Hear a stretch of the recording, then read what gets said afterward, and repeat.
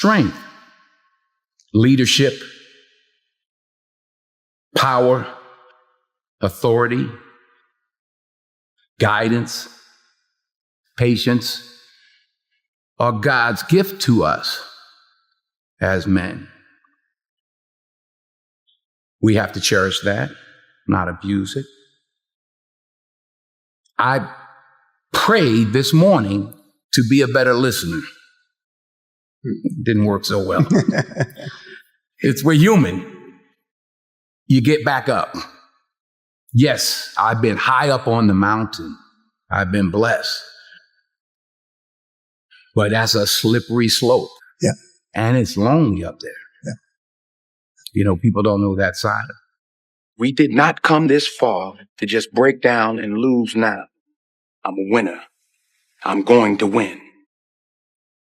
True desire in the heart, that itch that you have, whatever it is you want to do, that thing that you want to do to help others and to grow and to make money, that desire, that itch, that's God's proof to you, sent beforehand already to indicate that it's yours. Aspire to make a difference. See, you are what you are in this world. That's either one or two things.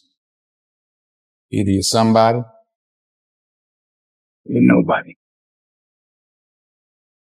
Never give up. Without commitment, you'll never start. But more importantly, without consistency, you'll never finish. It's not easy. If it were easy, there'd be no Denzel Washington. So keep working, keep striving, never give up, fall down 7 times, get up 8. Ease is a greater threat to progress than hardship. So keep moving, keep growing, keep learning. See you at work.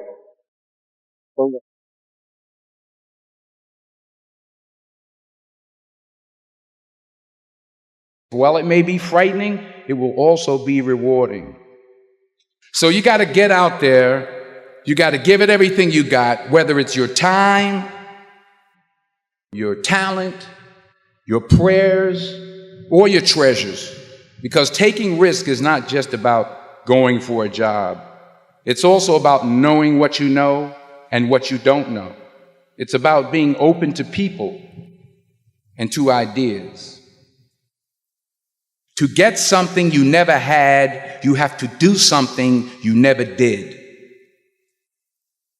Because the chances you take, the people you meet, the people you love, the faith that you have, that's what's going to define you.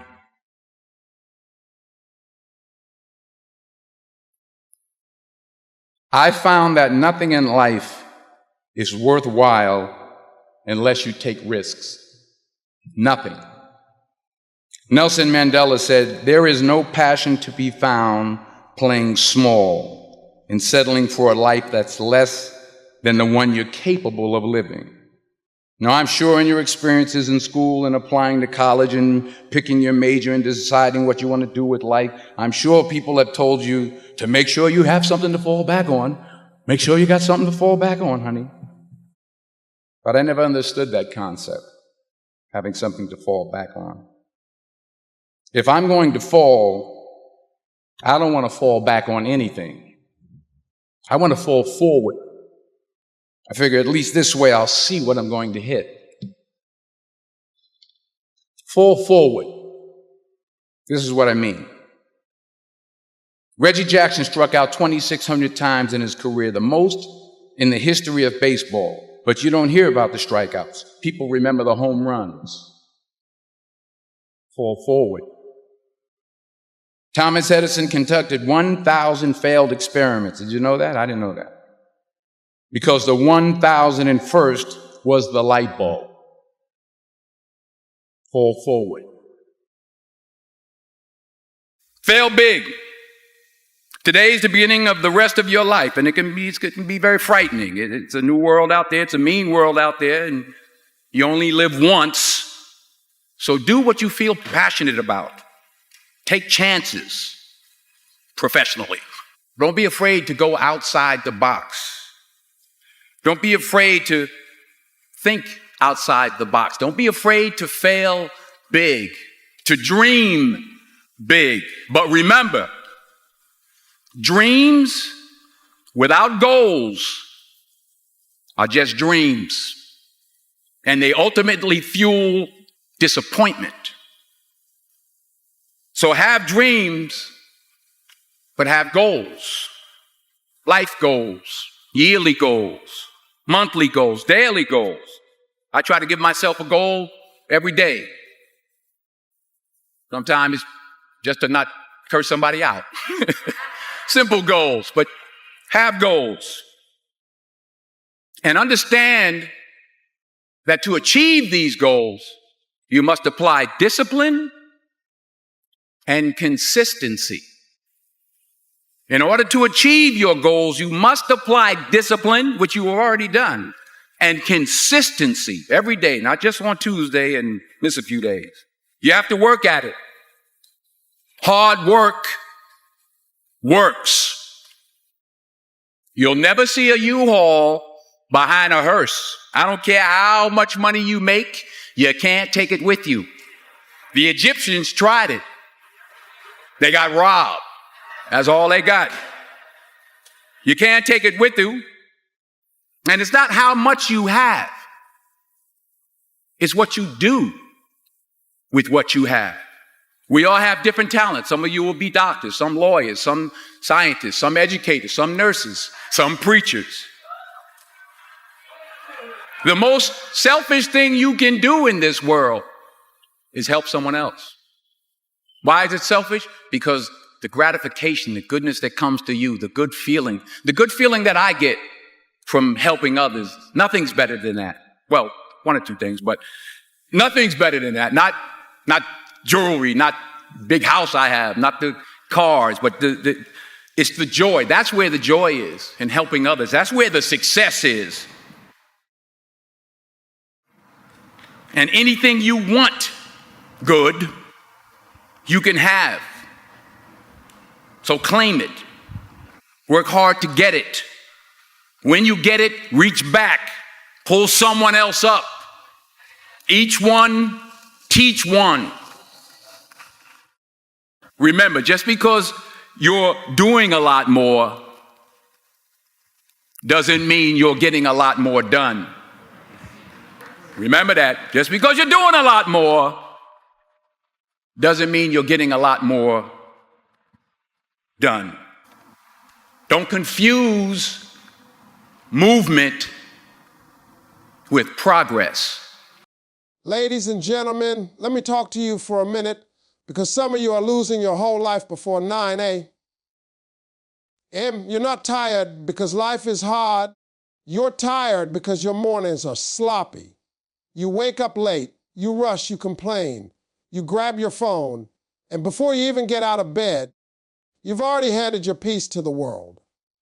That right there is why your days feel heavy. You don't start your day, you react to it. And winners don't react, they prepare. See, God gives everybody the same 24 hours, but what separates successful people from everybody else is what they do with the first hour. The morning is not for scrolling, stressing, or snoozing. The morning is for setting the tone. When you wake up with intention, the rest of the day has no choice but to fall in line. But when you waste your morning, you spend the rest of the day chasing it, trying to catch up, wondering why nothing is working. The first habit you need is simple. Wake up earlier than your problems. Stop letting life beat you out of bed. When you wake up early, you're telling the world, I'm in control today. You don't need 5 more minutes. You need 5 more years added to your life, and that starts with discipline. Every time you hit that snooze button, you're practicing quitting. You're teaching yourself that comfort is more important than growth. Next, you've got to talk to yourself before you listen to anybody else. If the first voice you hear in the morning is social media, news, or negativity, you've already lost. You need to remind yourself who you are, where you're going, and why you can't quit. Say it out loud if you have to. Faith comes by hearing, and sometimes you need to hear yourself say, today I'm going to win. Another habit is movement. I'm not saying you need to be a bodybuilder, but you need to get your blood moving. A body in motion creates a mind in motion. When you move in the morning, you shake off doubt. You're telling your brain, we're not playing today. Winners activate their body early because energy creates confidence. Then there's planning. You can't just wake up and hope for a good day. Hope is not a strategy. You need to know what matters today. Write it down. 1, 2, 3 priorities, that's it. If you win those, the day is a success. Stop trying to do everything and start doing the right things. Focus beats talent every time. Another powerful habit is gratitude. Before you complain about what you do have, thank God for what you do have. Gratitude changes your posture. It turns stress into strength and pressure into purpose. When you're thankful in the morning, you walk different, you talk different, and people can feel it on you. Finally, protect your morning like it's sacred, because it is. Everybody wants a piece of your time, but not everybody deserves your best energy. The morning is where winners are built. If you can win the morning, I promise you this, you will win the day. And if you win enough days, one day you're going to wake up and realize you've built the life you used to pray for. Ladies and gentlemen, let me slow this thing down and talk straight to you, because the truth is this: the morning is the most disrespected blessing God gives us every single day. Some of you wake up already tired, already frustrated, already behind, and nothing has even happened yet. That's because you didn't wake up with purpose. You woke up with panic. You jumped out of bed reacting to life instead of preparing for it. And when you do that, you give the day permission to run you instead of you running the day. See, successful people don't have easier lives. They just have stronger mornings. They don't wait to feel motivated. They don't wait for the perfect mood.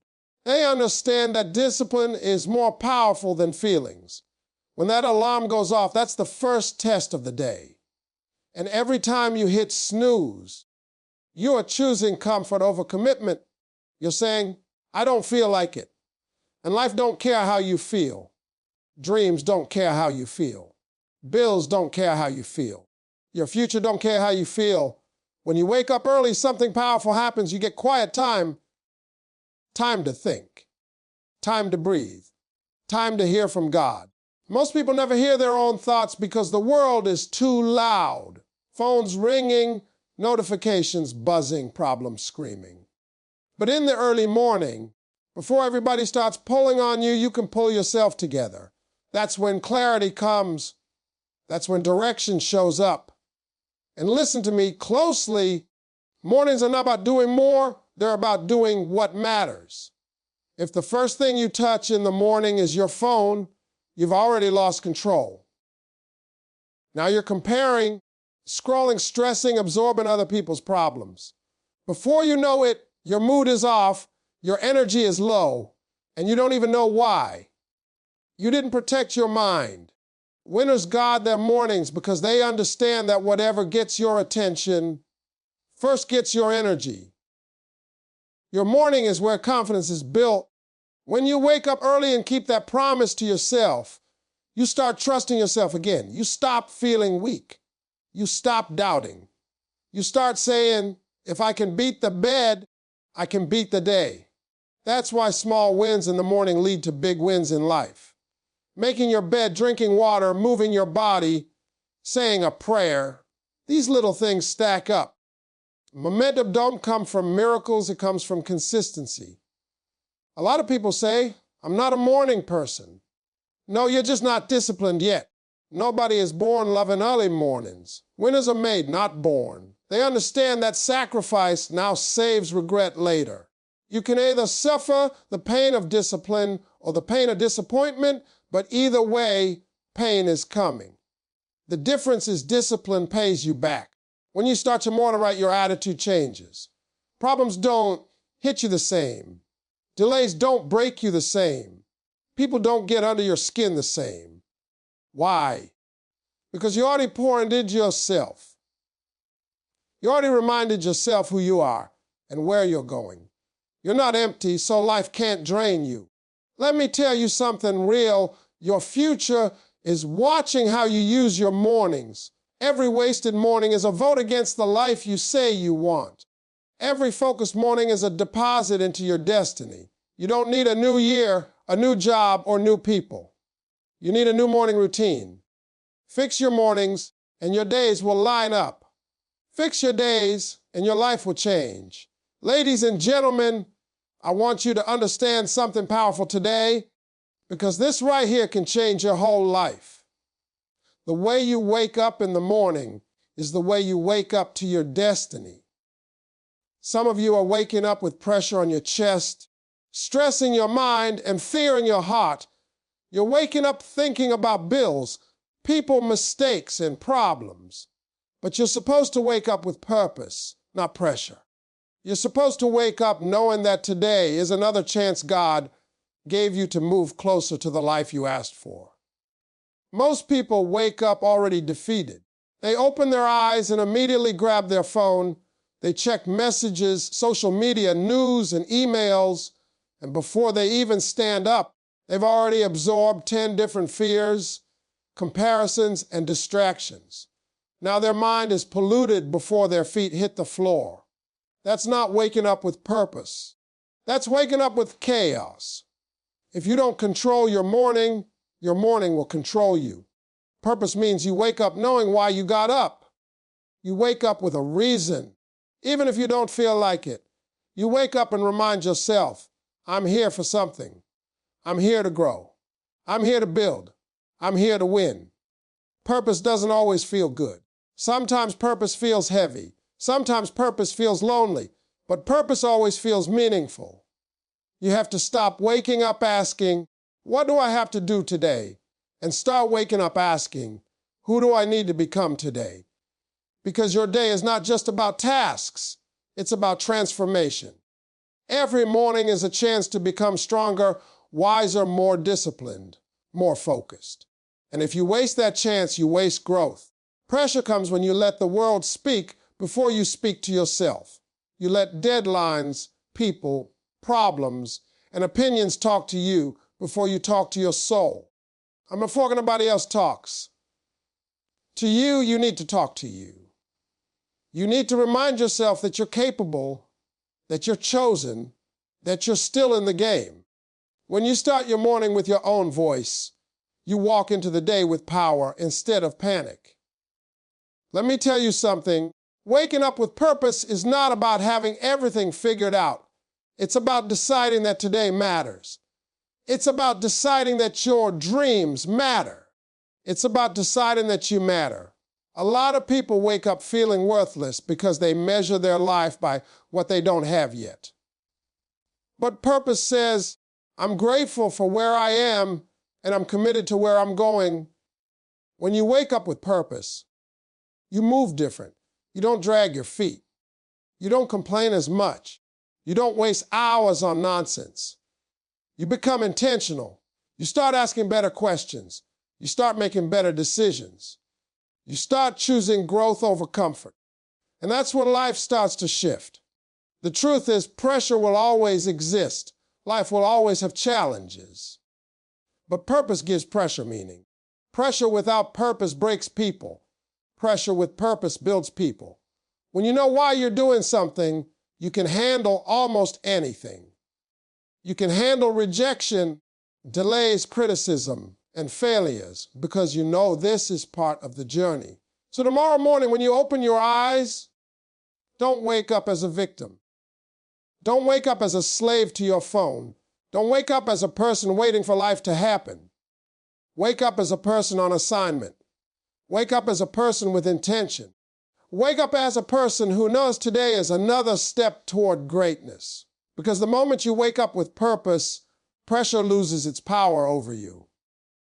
Ladies and gentlemen, let me share something real with you, because this right here separates the people who stay stuck from the people who move forward. The mind you wake up with in the morning is the mind that will follow you all day long. If you wake up confused, distracted, and overwhelmed, Don't be surprised when your day feels the same way. But if you wake up focused, calm, and intentional, you walk into the day already ahead. That's why the morning is not just a time on the clock. It's a mental battleground. Most people don't lose the day at work. They lose it in their head before breakfast. They wake up and immediately allow yesterday's failures, tomorrow's worries, and other people's opinions to flood their thoughts. Now their mind is crowded before they've even brushed their teeth. And a crowded mind can't think clearly, can't create, and can't lead. If you don't learn how to control your thoughts early, your thoughts will control you all day. You have to understand that your mind needs direction, not stimulation. When you start your morning feeding your brain noise, social media gossip, bad news, and comparison, you're training your mind to react instead of lead. That's why you feel scattered. That's why you feel tired without doing anything. Your brain has been working overtime processing nonsense. Winners protect their mental space in the morning because they know clarity is more valuable than entertainment. One of the most powerful things you can do when you wake up is to choose your thoughts on purpose. You don't wait for positive thinking to happen. You practice it. You remind yourself of what you already survived. You remind yourself of the skills you've built, the lessons you've learned, and the strength you carry. You don't ignore your problems, but you don't bow down to them either. You say, I see you, but you're not bigger than me. Controlling your mind in the morning also means slowing down. Rushing creates stress, and stress clouds judgment. When you move too fast, you make poor decisions. When you slow down, you see clearly. Even 5 quiet minutes in the morning can reset your whole nervous system. Breathing, praying, thinking, or just sitting in silence allows your mind to settle. And when your mind is settled, your confidence rises. Let me tell you something important. Confidence doesn't come from knowing everything will go right. Confidence comes from knowing you can handle whatever goes wrong.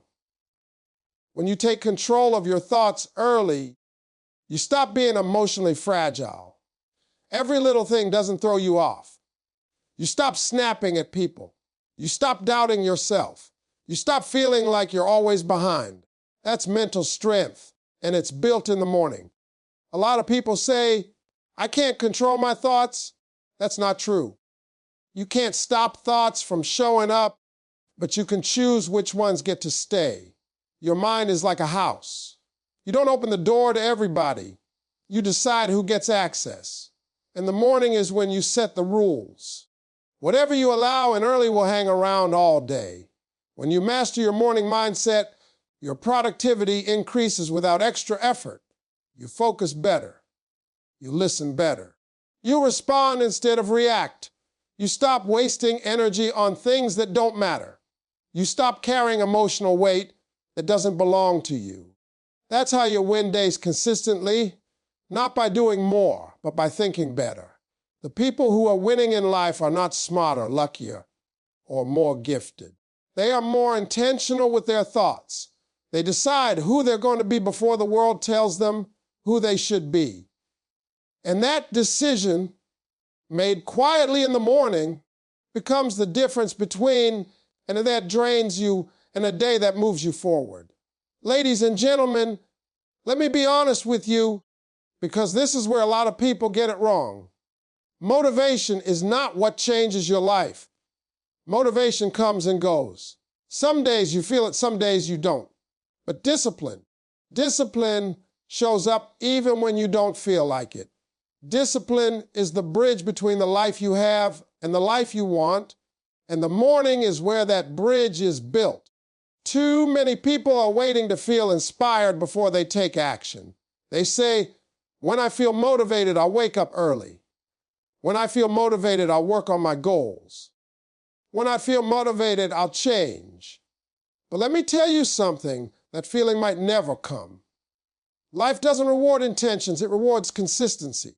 And consistency is born from discipline, not emotion. Discipline in the morning is a decision you make before your feelings wake up. When that alarm goes off, Your body will always vote for comfort. It will always choose sleep, ease, and excuses. Discipline is when your mind says, I hear you, but we've got somewhere to go. Every time you choose to get up anyway, you strengthen your self-respect. You stop believing yourself again because you're keeping promises to yourself. The powerful thing about discipline is that it simplifies your life. You don't waste energy negotiating with yourself all day. You don't keep asking, should I do this or not? You already decided in the morning. You already showed yourself that you are serious. That one disciplined choice creates momentum, and momentum carries you through the rest of the day. A disciplined morning doesn't have to be extreme. It doesn't mean you do everything perfectly. It means you do the right things consistently. You wake up at the same time. You get your mind right. You move your body. You focus on what matters. Small, disciplined actions done daily are more powerful than big actions done occasionally. That's how real change happens. People who lack discipline think discipline is punishment. It's not. Discipline is freedom. When you're disciplined, you're not controlled by moods, cravings, or distractions. You don't feel guilty at the end of the day because you know you gave your best. You don't live in regret because you handled your responsibilities. Discipline removes chaos from your life and replaces it with order. Let me say this clearly, discipline builds confidence faster than success does. You don't need to win big to feel proud of yourself. You need to do what you said you were going to do. When you wake up disciplined, you walk into the day with your head up. You're not hoping for a good day, you're expecting one because you already did the hard part.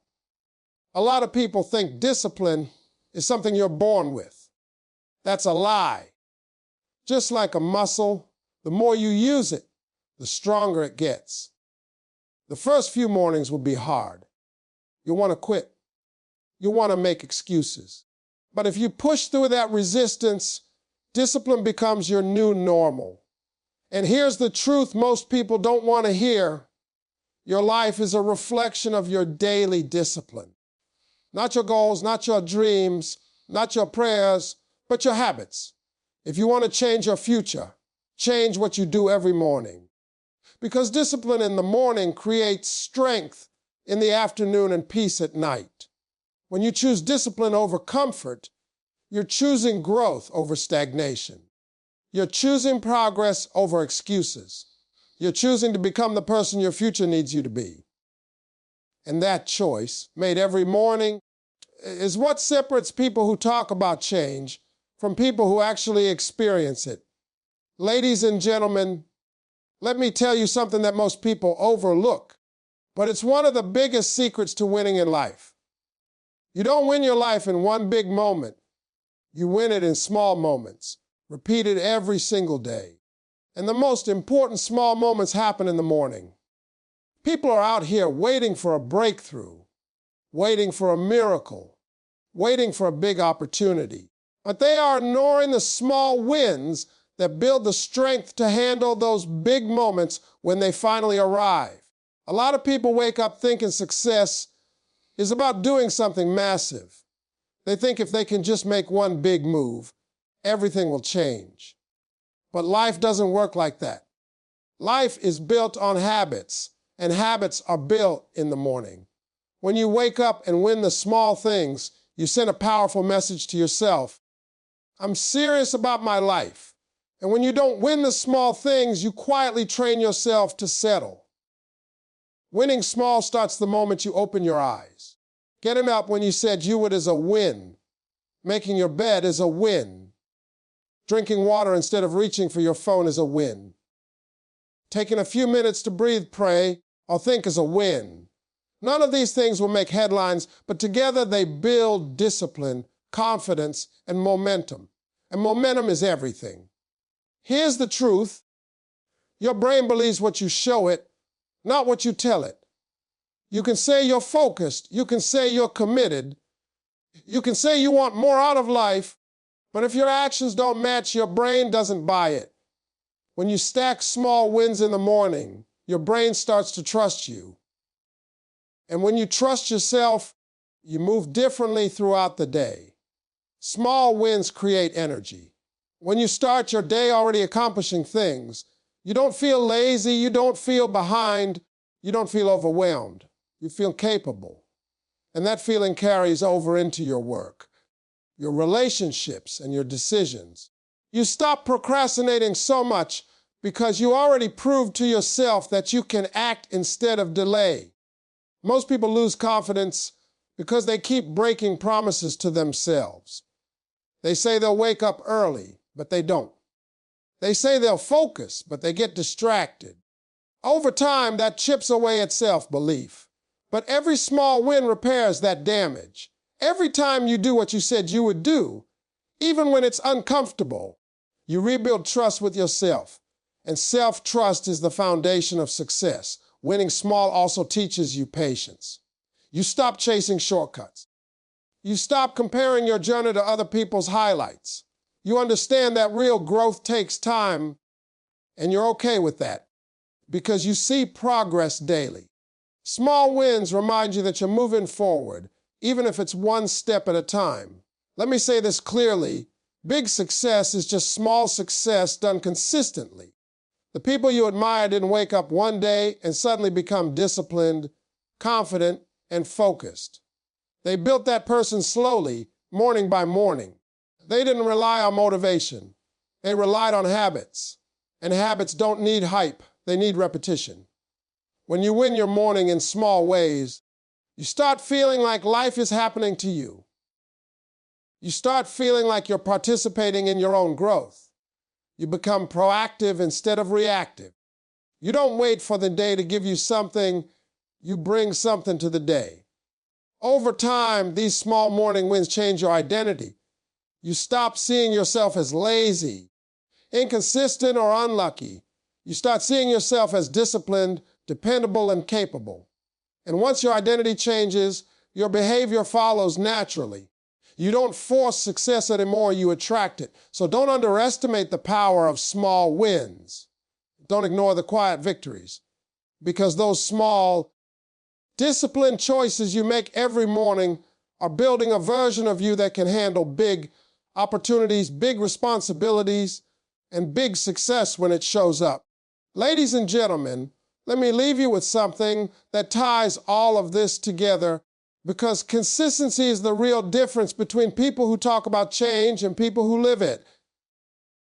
Talent will get you noticed, motivation will get you started, but consistency is what makes success unavoidable.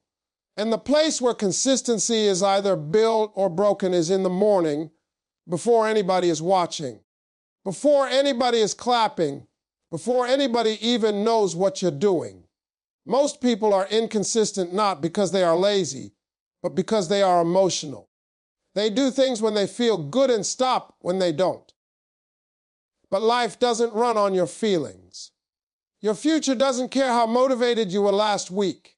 Consistency means you show up even when the excitement is gone, even when progress feels slow, even when nobody is cheering you on. And the morning is where you practice that commitment to yourself.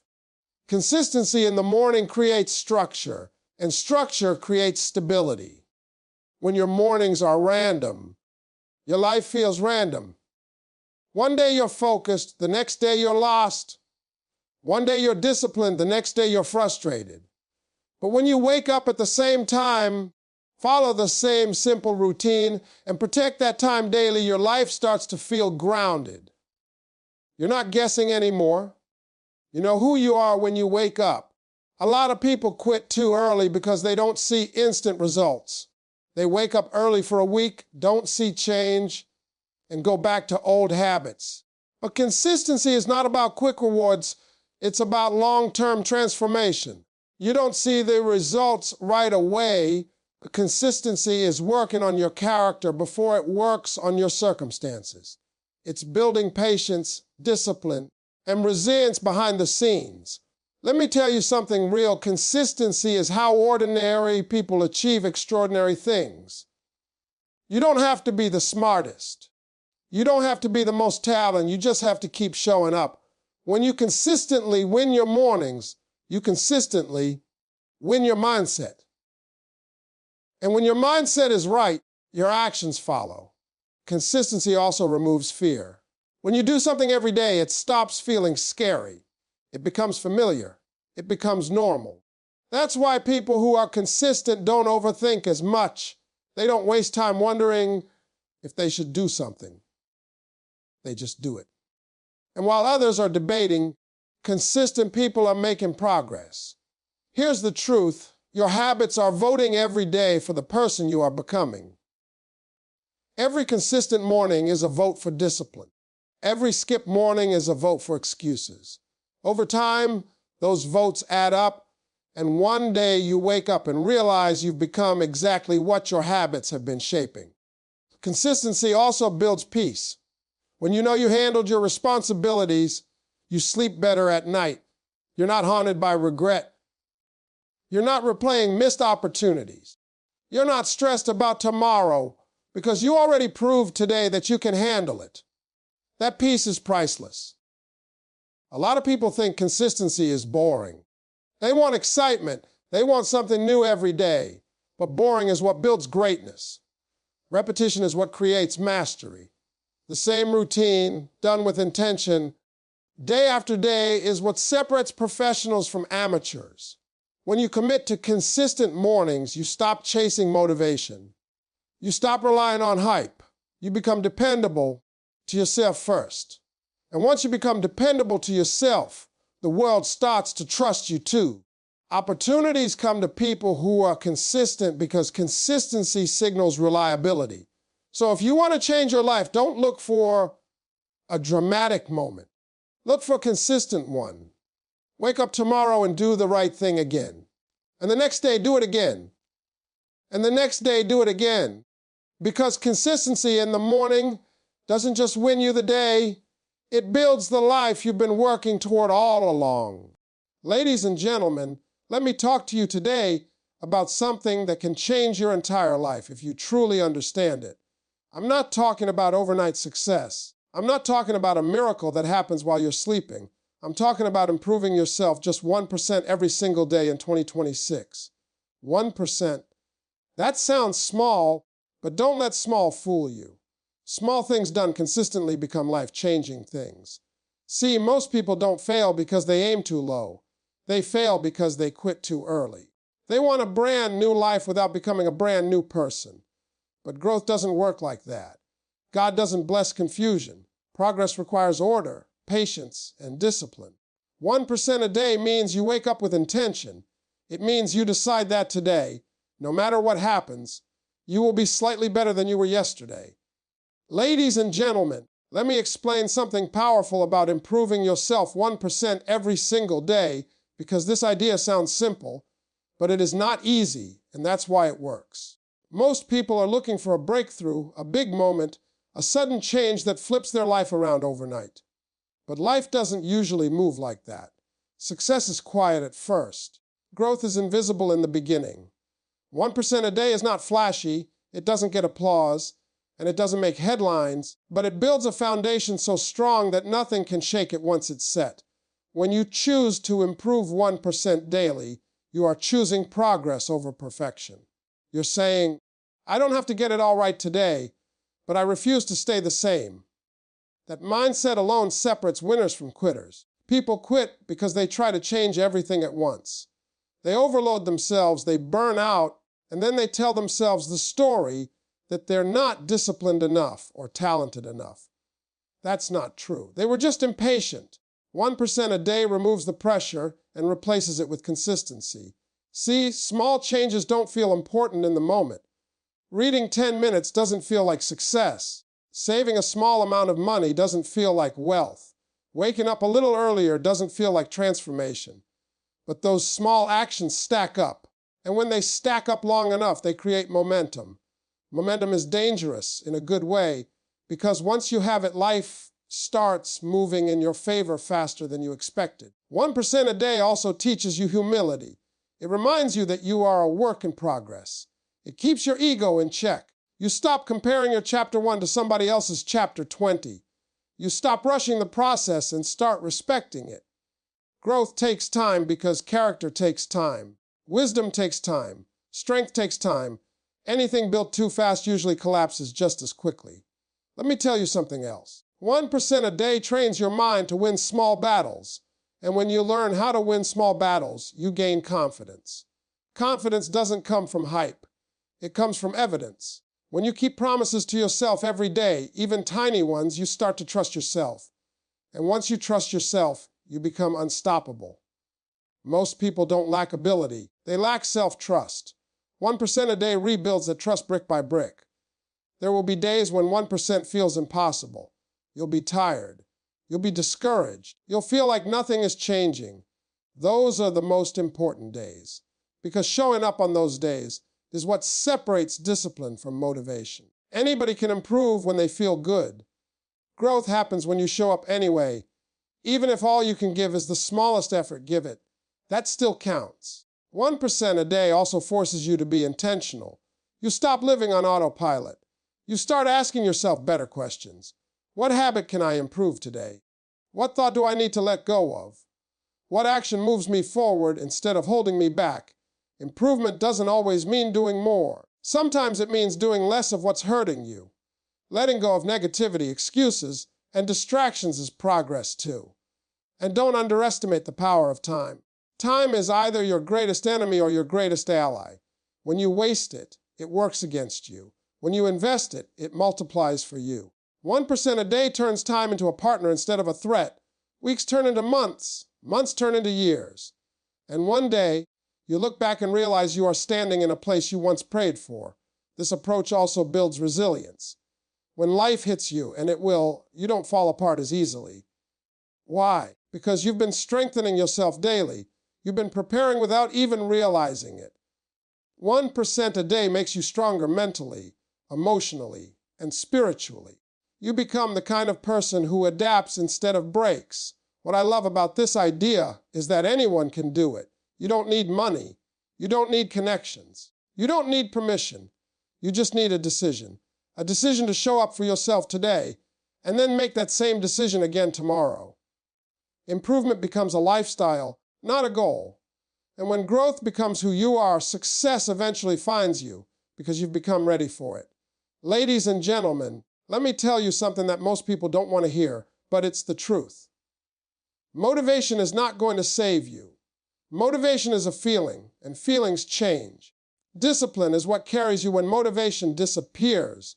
If you are serious about improving yourself 1% every day, you cannot build your life on how you feel. You have to build it on what you've decided. See, motivation shows up when things are exciting. It shows up at the beginning of the year, after a good speech, after a good video, after a win. But discipline shows up on regular days, on boring days, on hard days, on days when nobody is watching. That's the difference. People who win in life don't feel like doing the work every day. They do the work anyway. Most people say, I'll do it when I feel ready. Let me help you right now. You will never feel ready. Readiness comes after action, not before it. Discipline means you move first and let your feelings catch up later. When you wait on motivation, you give your future permission to be delayed. When you rely on discipline, you take control. Improving 1% a day through discipline means you decide in advance who you're going to be. You don't negotiate with your excuses every morning. You already made the decision. You already know what time you wake up. You already know what habit you're working on. You already know what you're not going to do. Discipline removes decision fatigue. It simplifies your life. Let me say this clearly. Discipline is self-respect in action. Every time you do what you said you would do, even when it's uncomfortable, you are telling yourself, I matter. And every time you break a promise to yourself, you weaken your confidence. That's why so many people struggle with belief. It's not because they're incapable. It's because they've trained themselves not to trust themselves. 1% a day with discipline means you focus on systems, not moods. You don't say, I'll work out if I feel energetic. You say, this is just what I do. You don't say, I'll learn when I'm inspired. You say, this is part of my routine. When something becomes routine, it no longer requires motivation. It becomes automatic. Discipline also teaches you how to delay gratification. And that skill right there will separate you from the crowd. Most people want comfort now and success later. Disciplined people choose discomfort now so they can enjoy freedom later. 1% a day might mean saying no to short-term pleasure so you can say yes to long-term growth. That's not easy, but it's worth it. There will be days when discipline feels heavy, when it feels unfair, when it feels like you're doing all this work and getting nothing back. Those days are building your character. Discipline strengthens you in ways motivation never could. It makes you dependable. It makes you consistent. And consistency is more important than talent. Let me tell you something powerful. Discipline doesn't require confidence. It builds it. You don't need to believe in yourself to start. You just need to start. Confidence comes later after repetition, after proof, after showing up again and again. 1% a day with discipline turns effort into evidence, and evidence creates belief. Discipline also protects your focus. It helps you stop reacting to everything around you. You stop letting distractions, opinions, and negativity pull you off course. You know what you're working toward, so you stop explaining yourself to people who aren't going where you're going. Discipline gives you boundaries, and boundaries give you peace. And here's the truth most people miss. Discipline is a form of freedom. It doesn't trap you, it releases you. When you're disciplined, you're no longer controlled by laziness, fear, or excuses. You're in charge. You don't need perfect conditions. You don't need permission. You just execute. Improving yourself 1% a day through discipline is not about being extreme. It's about being reliable. It's about showing up when it's quiet, when it's uncomfortable, and when it's hard. Because when discipline becomes your lifestyle, success is no longer a matter of if, it's only a matter of time. Ladies and gentlemen, let me talk to you about something that separates people who dream from people who actually become, and that is consistency. Consistency beats intensity every single time. You don't need to do something big once in a while. You need to do something small every single day. That's how real change happens. 1% improvement a day is not about heroic effort. It's about reliable effort.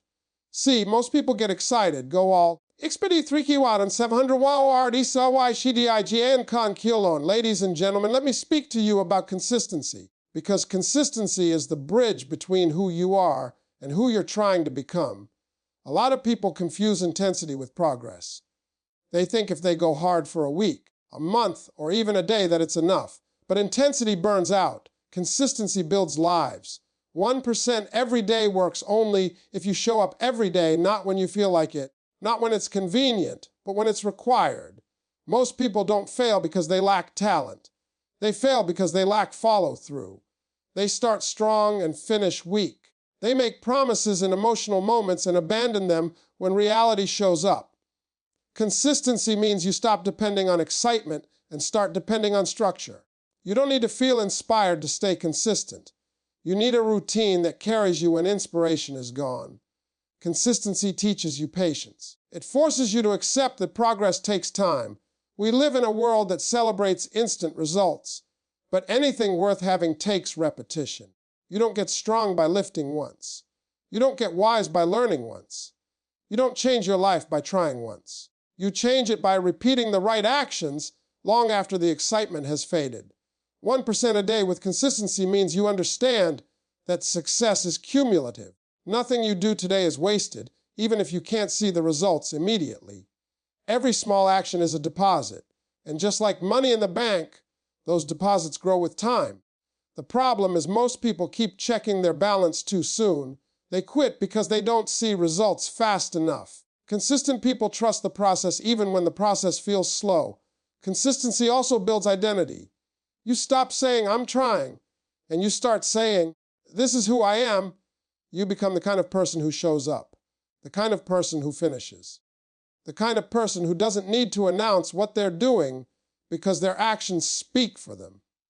When consistency becomes part of your identity, improvement becomes automatic. There will be days when consistency feels boring. Let me be honest with you, most of success is boring. It's repetition, it's routine. It's doing the same things over and over with excellence. If you're always chasing excitement, you'll abandon consistency. And if you abandon consistency, you abandon results. Growth happens in the ordinary moments, not the highlight reel. 1% a day also means you forgive yourself quickly, but correct yourself immediately. Consistency does not mean perfection. You will miss days. You will mess up. That's human. The danger is not in slipping, it's in stopping. Consistent people don't quit because of one bad day. They reset and continue. They don't turn a mistake into an identity. Consistency trains your mind to focus on what you can control. You can't control outcomes. You can't control timing. You can't control other people. But you can control your daily actions. When you focus on your 1%, you stop being overwhelmed by the big picture. You stop asking, how am I going to change my whole life? And start asking, what's one thing I can do today? Let me tell you something powerful. Consistency creates confidence. Not loud confidence, quiet confidence. The kind that comes from knowing you've been putting in the work, even when nobody was watching. That confidence is unshakable because it's built on proof, not opinions. You don't need validation when you've been consistent. You already know what you're capable of. Consistency also protects you from comparison. When you're locked into your daily progress, you don't waste time watching what everyone else is doing. You understand that everyone has a different pace, a different path, and a different process. You stay in your lane because you're busy building your life 1% at a time. And here's the truth. Consistency is not about being perfect every day. It's about being committed every day. It's about deciding that no matter what happens, you're not going back to who you used to be. You may move slowly, but you keep moving. You may stumble, but you don't stop. 1% improvement through consistency turns ordinary people into extraordinary examples. Not because they did something magical, but because they did something simple for a long time. And in the end, that's what separates those who talk about change from those who actually live it. Ladies and gentlemen, let me talk to you about self-awareness and honesty, because real growth does not begin with action. It begins with truth. You cannot improve what you refuse to acknowledge. A lot of people want a better life, but they don't want to have an honest conversation with themselves. They want results without reflection. But 1% improvement every day starts the moment you stop pretending and start paying attention. Self-awareness means you are willing to look at yourself without excuses. Not with judgment, not with shame, but with clarity. You ask yourself hard questions. Why do I keep repeating the same mistakes? Why do I quit when things get uncomfortable? Why do I react the way I do under pressure? These questions are uncomfortable, but they are necessary. Growth lives on the other side of discomfort. Most people spend their lives pointing fingers. They blame their past, their parents, their partner, their boss, the system, the economy. And while some of those things may have hurt you, blaming them keeps you stuck. Honesty gives you your power back. The moment you say, I am responsible for my next move, your life begins to change. 1% a day means taking ownership not just of your wins, but of your weaknesses. Self-awareness also means recognizing your patterns. You don't just look at what happened, you look at why it keeps happening. If you keep starting and stopping, there's a reason. If you keep settling, there's a reason. If you keep sabotaging opportunities, there's a reason. When you understand the reason, you can change the behavior. Without awareness, you repeat the cycle and call it fate. Let me tell you something important. Being honest with yourself does not make you weak. It makes you free. Pretending takes energy. Lying to yourself takes energy. Defending habits that are hurting you takes energy. Honesty releases that energy and allows you to redirect it toward growth. 1% improvement sometimes means admitting, I don't know what I'm doing, or I need help, or this isn't working. That admission is not failure, it's wisdom. Self-awareness also helps you stop comparing yourself to others. When you know who you are, you stop trying to be who you're not. You stop chasing goals that don't align with you. You stop copying someone else's path and then wondering why you're unhappy. Growth is personal. Your 1% is not going to look like anybody else's, and that's okay. Another powerful part of self-awareness is understanding your triggers. What makes you angry? What makes you shut down? What makes you procrastinate? These reactions don't come out of nowhere. They're signals. And if you listen to them instead of ignoring them, they can teach you a lot about what you need to work on. 1% a day means you respond with intention instead of reacting out of habit. Honesty also requires you to evaluate your strengths, not just your flaws. Some people stay stuck because they only focus on what's wrong with them. Self-awareness is balanced. It says, this is where I need to improve, and this is where I am gifted. When you understand both, you stop wasting time trying to fix what isn't broken, and you start sharpening what already works. Let me say this clearly. Self-awareness does not mean overthinking. It means observing. It means paying attention without beating yourself up. Improvement is not punishment. It's alignment. 1% a day is not about becoming someone else. It's about becoming more of who you're meant to be. As you become more honest with yourself, your decisions get better. Your relationships get healthier. Your goals get clearer. You stop moving randomly and start moving intentionally. You stop reacting to life and start directing it. That's what awareness does. It puts you in the driver's seat. And here's the truth. The more aware you become, the more responsible you become. You can't unsee what you see. Once you recognize a bad habit, you can't pretend you don't know better. But that's a good thing, because knowledge gives you choice, and choice gives you power. 1% improvement through self-awareness is quiet work. Nobody claps for it. Nobody sees it. But it changes everything. When you commit to being honest with yourself every day, even in small ways, you stop living on autopilot. You start living on purpose. And that is where real, lasting growth begins. Ladies and gentlemen, let me talk to you about your environment, because whether you realize it or not, your environment is either helping you grow or quietly holding you back. People like to believe that success is only about willpower, but willpower gets tired. Your surroundings don't. What you see, what you hear, who you're around, and what you allow into your mind every day is shaping you more than you think. 1% improvement begins with understanding that you are influenced before you are inspired. Your environment includes the people you spend time with. Some people don't mean you harm, but they don't mean you growth either. They are comfortable where they are, and comfort has a way of spreading. When you surround yourself with people who complain, make excuses, and settle for less, that mindset starts to feel normal.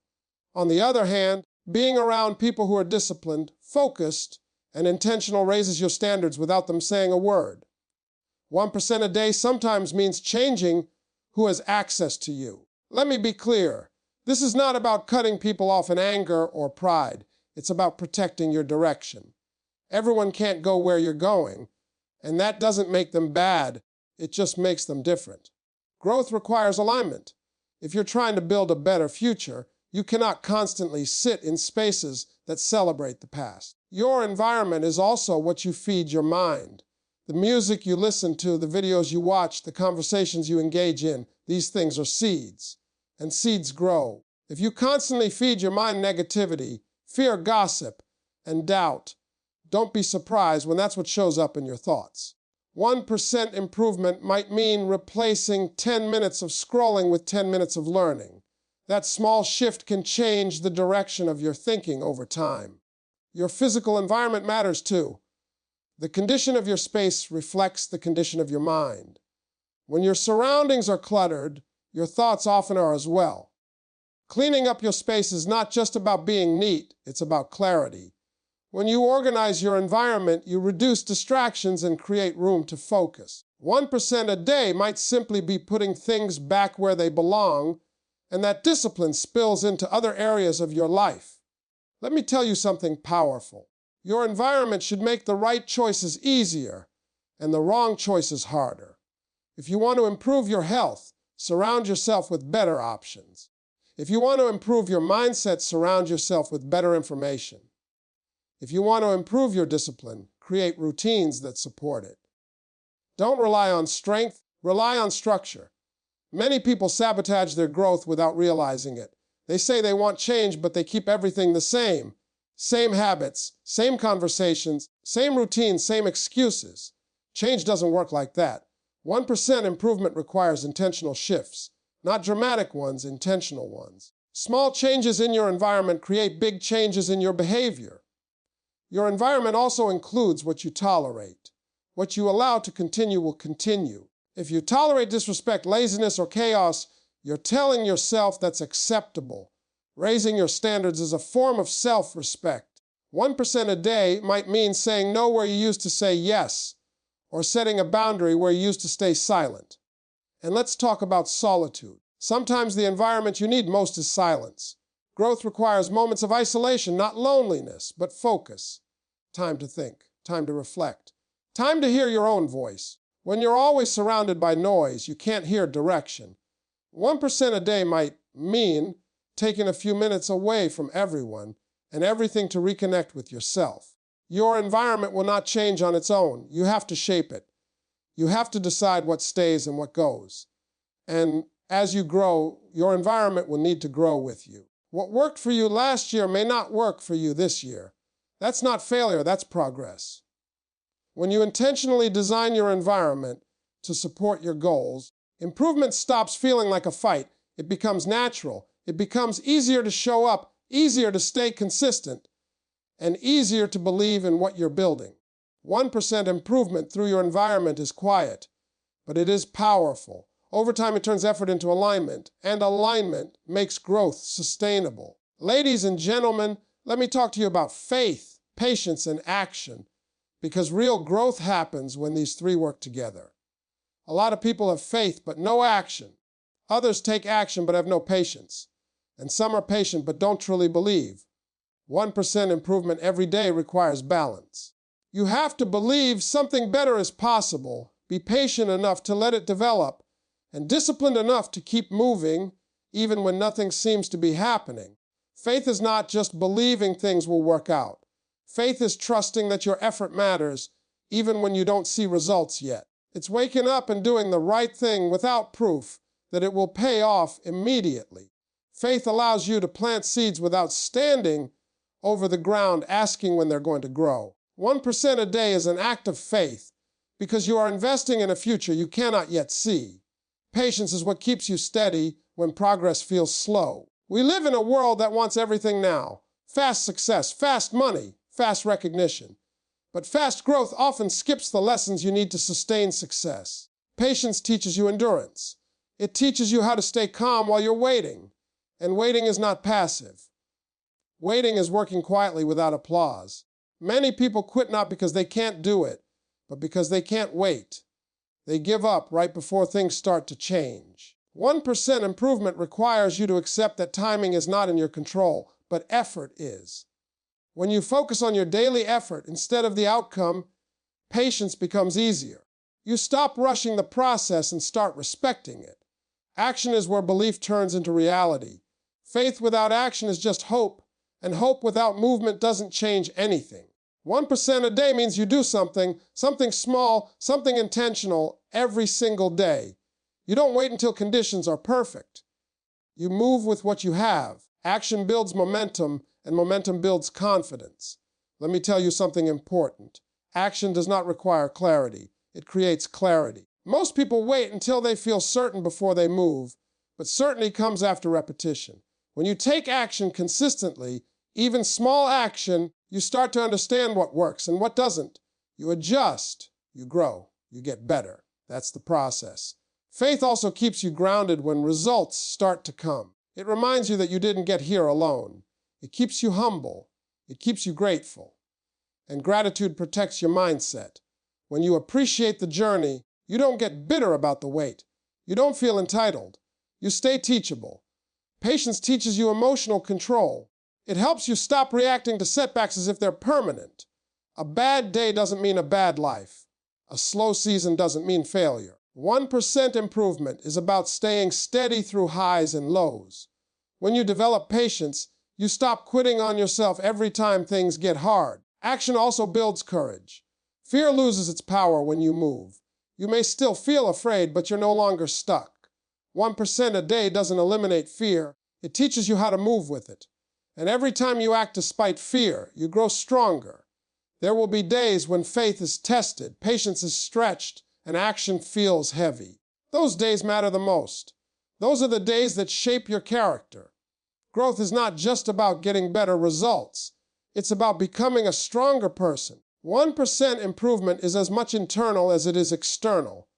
When faith, patience, and action come together, Improvement becomes sustainable. You're no longer desperate. You're no longer rushing. You're no longer stuck. You're steady. You trust the process because you are committed to it. You understand that every small step is part of something bigger. 1% a day with faith keeps you hopeful. With patience, it keeps you calm.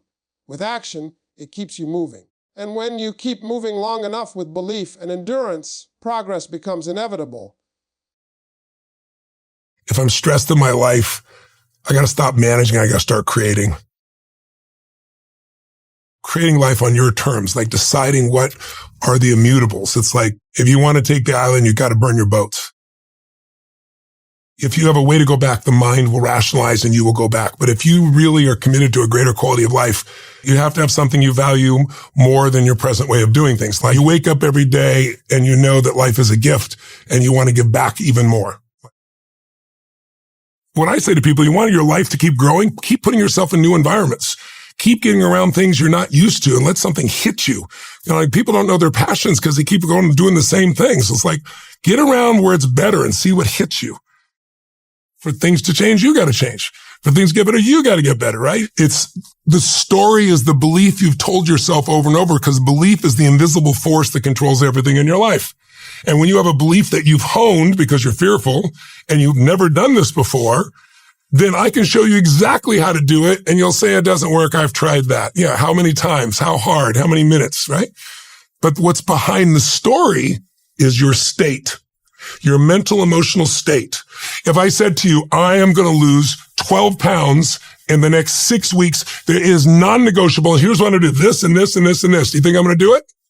Yes. You bet your ass I'm going to do it. Right? You can feel the state. Because I believe there's 3 decisions you make every moment of your life. You're making them right now. If you're listening to me, and so is your audience. The first one is, what are you going to focus on? You're going to be focused on what happened yesterday, what you're going to have for lunch, what I'm saying, how it relates to you. There are millions of things you can focus on. But you don't experience life. You experience the life you focus on. And most of us are distortion, deletion creatures. Our brains don't take it all in consciously. It's too much. So our brains delete things. We distort things. We generalize things so we can make it through our lives. And so if you don't control your focus, you react. And the minute you focus on something, your brain has to figure out, what does this mean? Is this the end or the beginning? Is this person dissing me? Are they challenging me? Are they coaching me? Are they loving me? And whatever meaning you give it produces emotion. And out of that emotion, you make the third decision, what am I going to do? Everyone gets called on the journey. Most people try to resist it, but that journey, that's what the call is. It's a call to grow. So I'm big on change your story, change your life. And I'm big on understanding the narrative of where you are in the story of your life. Because if you understand where you are, it gives context, it gives meaning, and it doesn't make you feel overwhelmed. Change is never a matter of ability. It's always a matter of strong enough reasons, of motive. If you got strong enough reasons, you can do just about anything. And so I really believe that the secret to life is to find something you care about more than yourself that gives you that pull motivation. And then you're never going to lack for energy. You're never going to lack for passion. You're never going to lack for anything. And you're going to have a life that's extremely meaningful. No, life is calling you. What are you going to give? Not just what you want to give, but what people need. And so my focus is I give people what they want, but my goal is so I can give them what they need, which is a life that has more meaning. You know, you're going to battle with internal things within you and external things. But if you keep going, you're going to eventually slay your dragons and you come out the hero of your own life and you have something to share that isn't bullshit. It's not something you read somewhere. It's something you've lived. Something you want. And everybody can feel you've lived it because it's a different level of ownership, you know? And then, by the way, as soon as you do that, it happens again. You know, you're called on another journey. You have a new level of challenge that you need to go on. It just never ends, but it makes life really, really beautiful. How can people who are always very hard on themselves learn to build up their self-esteem a little bit more? I don't know if self-esteem is the answer. You know, I don't think it's bad to be hard on yourself, as long as you also celebrate when the victories happen. But, you know, so many people will tell you, I have poor self-esteem because when I was a kid, people said this to me and that to me. It's convenient that we remember those things and not the positive things that also occur, obviously. But I think it's more important is to realize that self-esteem is earned. It's only earned by you with yourself. You're not going to get self-esteem because everybody praises you. Someone can tell you your whole life that you're brilliant, you're a genius, you're beautiful, you're handsome, and you not believe it. Someone can tell you, you're a piece of crap and you're never going to become anything. And there's a part of you can say, I'll show you, as many people have, and then they develop drive out of it, right? So it's really, self-esteem comes from doing incredibly difficult things where you pushed yourself. It's not virtue signaling. It's not telling people about it. It's what you know inside your soul is true. And the more you do things that are incredibly difficult, and especially things that are meaningful, meaning they're not just about yourself, the higher that esteem would be. I think the most important thing for self-esteem is to find something you care about more than yourself. If you find something you care about more than you won't be thinking about yourself all the time, and all your self-esteem just goes out the window. The real question is, what do you want? If you want an extraordinary life, my definition of that is life on your terms. Some people, it's 3 beautiful children, a white picket fence. Some people, it's building a multi-billion-dollar business. Somebody else, it's writing poetry. Instead of looking for somebody else, it's like, okay, what do you really want from your life? And aligning yourself with moving forward towards what you really want. If you can do that in a way that also you feel is serving others simultaneously, there's a sense of meaning in life that can't be replaced by self-esteem or praise or compliments or being nice to yourself. And I don't think it's bad to be tough on yourself. I'm pretty tough on myself, I'll be honest with you. Being overly tough on yourself usually comes by making comparisons that don't make sense. You're comparing to somebody else's life that has a totally different path, a totally different experience. We all develop in different stages and different things. We all want different things. But eventually you wake up and say, it's good to be strong with yourself, but beating yourself up just lowers your energy. And when your energy gets lower, you produce less. And you don't have the same level of joy. You don't have the impact that you want to have, nor do you have the excitement that you really want to have. So I look at it as something that it's worth earning your own self-esteem, but it's really not the secret. The secret is find something else you obsess about more than yourself, and you'll have a level of energy that will compel you over the long term. When I began with a fuel, which was like, I'm going to show them it was anger that drove me. I'm just going to show you type of thing. But that fuel doesn't last. And then the next fuel that people tend to use is, I got to succeed. But there's a little fear underneath that's driving them, which is like, what if I don't? Versus a knowing, it's like, if you give your all every day, your gifts will make room for you. And it's like having a knowingness that things are going to be fine. And then there's the next level, which is you start to know who you are and you're not trying to prove it to yourself or other people. And it's just, you just want to help. It's the difference between what I would call push motivation and pull, right? Push is, I'm going to make this happen. And it takes tremendous willpower. And I know you have plenty of willpower. I do as well. But there's a limit to willpower, but there's no limit to pull. Pull is when there's something magnificent that you want to serve, something that you've got an obsession for, to create or to do or make happen. And that you don't lose that energy. You don't lose those components, and you're able to laugh and enjoy along the way. I think it's important to realize wherever focus goes, energy flows. It's corny, but it's true, right?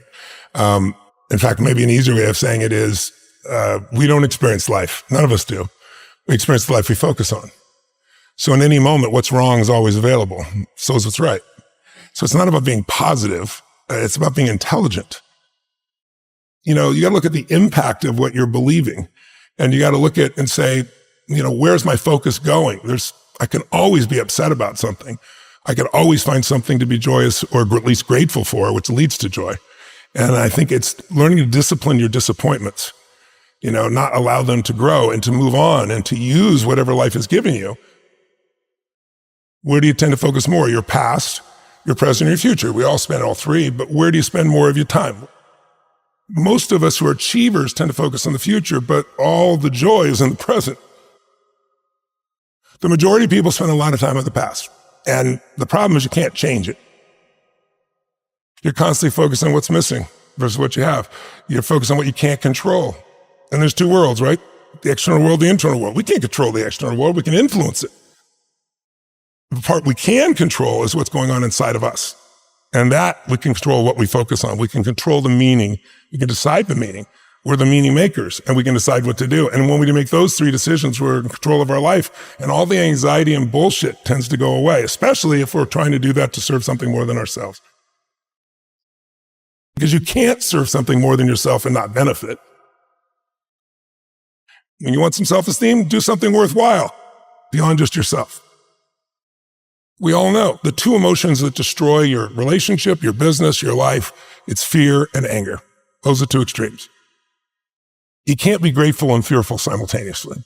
You can't be angry and grateful simultaneously. But like you look at somebody like Steph Curry, and you see this guy, to shoot the ball from almost half court.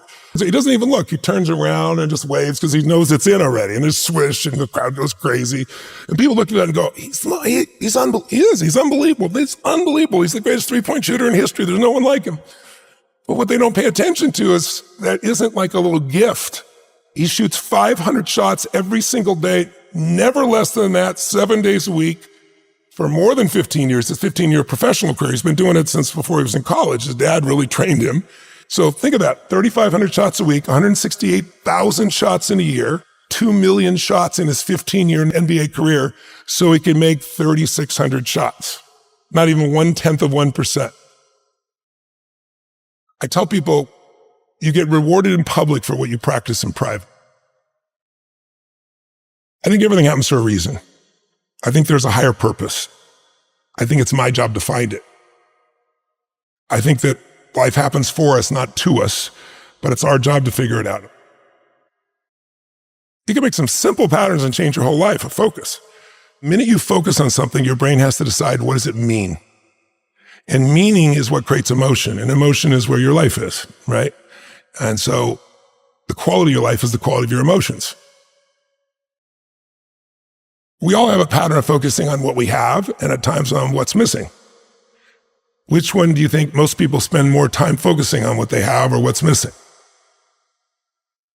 You can engineer your life to have more happiness, but I think the real challenge is thinking so hardly about being taken seriously just represents your fears, right? It's like, I think spiritual development, when people talk about spiritual, not religious development, spiritual development is the level of comfort you can have with just being your real self. And I think that's not an easy task because we all are trying to be something, but we already are that something we're trying to be. That doesn't mean you can't be better, but it's like accepting and appreciating what you really are. And instead of projecting, something else, takes a lot of pain out of your body, takes a lot of wasted energy out. It gets a lot of fears to just disappear. And I don't have an easy path for that. I think it's the hero's journey. I feel if I work my ass off, now I've done my part. Okay, now come through me. Let's do this. And it tends to flow. Life happens to me or I happen to life. But life happens for me. Yes, not to me. Yeah, is a wonderful reframe. Yeah, I really believe it. But you got to dig for it. It's not easy. But it's got to be earned, right? Like wishing for confidence without competence is just delusion. You have no evidence to say that you can do this thing. If you want freedom, if you value freedom, you can't possibly have it as long as you play the victim role. None of that makes you who you are. None of that controls where you are in your life. It's like, have you ever had something happen in your life that was horrible? I mean, it was painful. You'd never want to go through it again in a million years. You wouldn't want anybody else to go through it that you care about. But after 5 or 10 years, you look back and you say, I never want to go through it again. But now I see the wisdom in it. I'm glad it's like it made me care so much more. It made me so much stronger. It made something in me more. I mean, I'm sure you can relate to that, can't you? Yeah, for sure. I mean, you don't really realize it's just life. And then you learn a little bit more about yourself and you start to realize, well, look at all of the ways that I've had to compensate for that. Look at all of the ways that it's held me back. Look at all of the beliefs that I have about myself. And God, if only that hadn't happened, then I would be here or I would be there. And then you realize, well, the light side of all of that dark stuff is usually the stuff that I'm most proud of myself for. Yes. So the fact that you were maybe a little bit alone in childhood means that you're very self-sufficient when you're an adult. Or the fact that you didn't have anybody to support you means that you have no concern about working on your own and continuing to take a bet on yourself, so on and so forth. So you end up having this really strange loop where you go from unconscious incompetence in that you've somehow been through something that you really hate, to this sort of awareness of how it's held you back, to this awareness of how it's propelled you. And then you have to get to this really difficult place, which is, okay, so this is a thing that I kind of wish hadn't happened, and yet I'm grateful that it did. Yeah. And it's like a psychological superposition that you need to hold in your head at the same time. You can't collapse it down into one. You need to hold both of these things. It's like, yeah, that's like, that shouldn't have happened. I really wish that, and had you have been able to see you, had you at 36 have been able to see you at 12, you'd have picked them up and given them a hug and said, I believe in you, and you don't deserve this, but it needs to happen to you. It was meant to be. Now, I don't believe like everything's meant to be. I think situations are meant to be, and then it's our job to choose how we're going to use them or be used by them, right? I think that's the difference. But I think, we get easy times and tough times. Why is that important? It is incredibly peaceful if you've done the job in the beginning because you know who you are.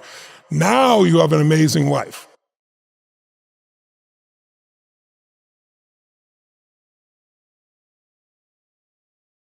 Ladies and gentlemen, Steve Harvey. Let me tell you something real tonight. Pain is coming whether you invite it or not. Disappointment, betrayal, failure, loss, that stuff don't ask for permission. But what separates winners from quitters is not the pain itself, it's what you do with it. See, some people sit in their pain, complain about their pain, blame everybody else for their pain. And then there are those who stand up and say, if this hurt me, it's going to build me. Your pain is not here to destroy you. It's here to introduce you to a stronger version of yourself. I know it don't feel good when you're in it. I know it keeps you up at night. I know it makes you question God, question life, question your own ability. But listen to me, nothing you've been through is wasted unless you quit. Pain is a teacher. It shows you who's real, who's fake, and who you really are when things fall apart. Some of you are walking around embarrassed about your past, ashamed of the mistakes you made, the doors that closed, the people who walked away. But I need you to hear this clearly. Your testimony is not in your comfort. It's in your survival. The fact that you're still standing means you were built for more. That pain didn't break you.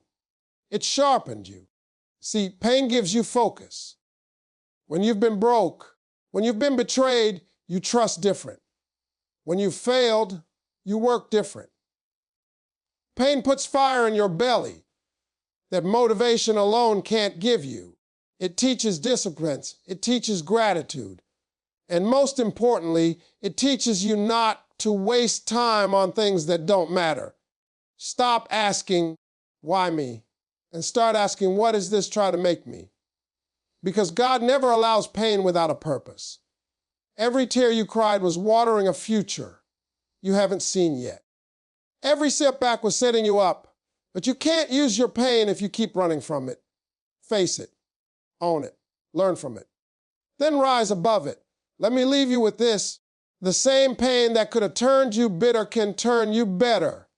The same struggle that almost broke, you can become the fuel that drives you. Don't waste your pain telling sad stories. Use it to build something powerful. Use it to become unstoppable. Use it to help somebody else who's still hurting. Pain is not punishment, it's preparation. Most people don't see it that way when it first shows up. When pain hits your life, it feels unfair, heavy, and personal. It makes you ask questions like, why me? And what did I do to deserve this? But the truth is, pain doesn't come to ruin you. It comes to ready you. Every difficult moment you face is training you for something bigger than where you are right now. If life handed out rewards without resistance, you wouldn't have the strength to carry what you're praying for. Pain forces growth. When everything is comfortable, you stay the same. You don't push harder. You don't think deeper, and you don't change your habits. But pain will shake you awake. It makes you look at yourself honestly. It exposes weaknesses you didn't know you had and strengths you didn't know existed. The nights you cried, the moments you almost gave up, the days you felt alone, all of that was conditioning your mind and spirit. You weren't being punished, you were being prepared. Think about how pressure works. Diamonds don't form in comfort. They form under extreme pressure. Muscles don't grow without strain, and character doesn't develop without challenge. Pain stretches you beyond who you used to be. It teaches patience when you want quick results. It teaches humility when pride would have destroyed you. It teaches resilience when quitting feels easier. The version of you that saw pain is wiser, tougher, and more focused than the version that entered it. Pain also sharpens your vision. When you've been hurt, you stop wasting time on nonsense. You learn what really matters. You learn who really cares. You learn that your energy is valuable and your time is limited. Pain has a way of clearing distractions out of your life. It pushes you to prioritize your goals, your purpose, and your peace. What once seemed important suddenly feels small, and what truly matters becomes crystal clear. A lot of people try to escape pain instead of learning from it. They numb it, ignore it, or blame others for it. But pain doesn't disappear when you avoid it. It follows you. When you face it head on, when you accept it as part of your journey, it starts working for you instead of against you. Pain becomes motivation. It becomes the reason you wake up earlier, work harder, and refuse to settle.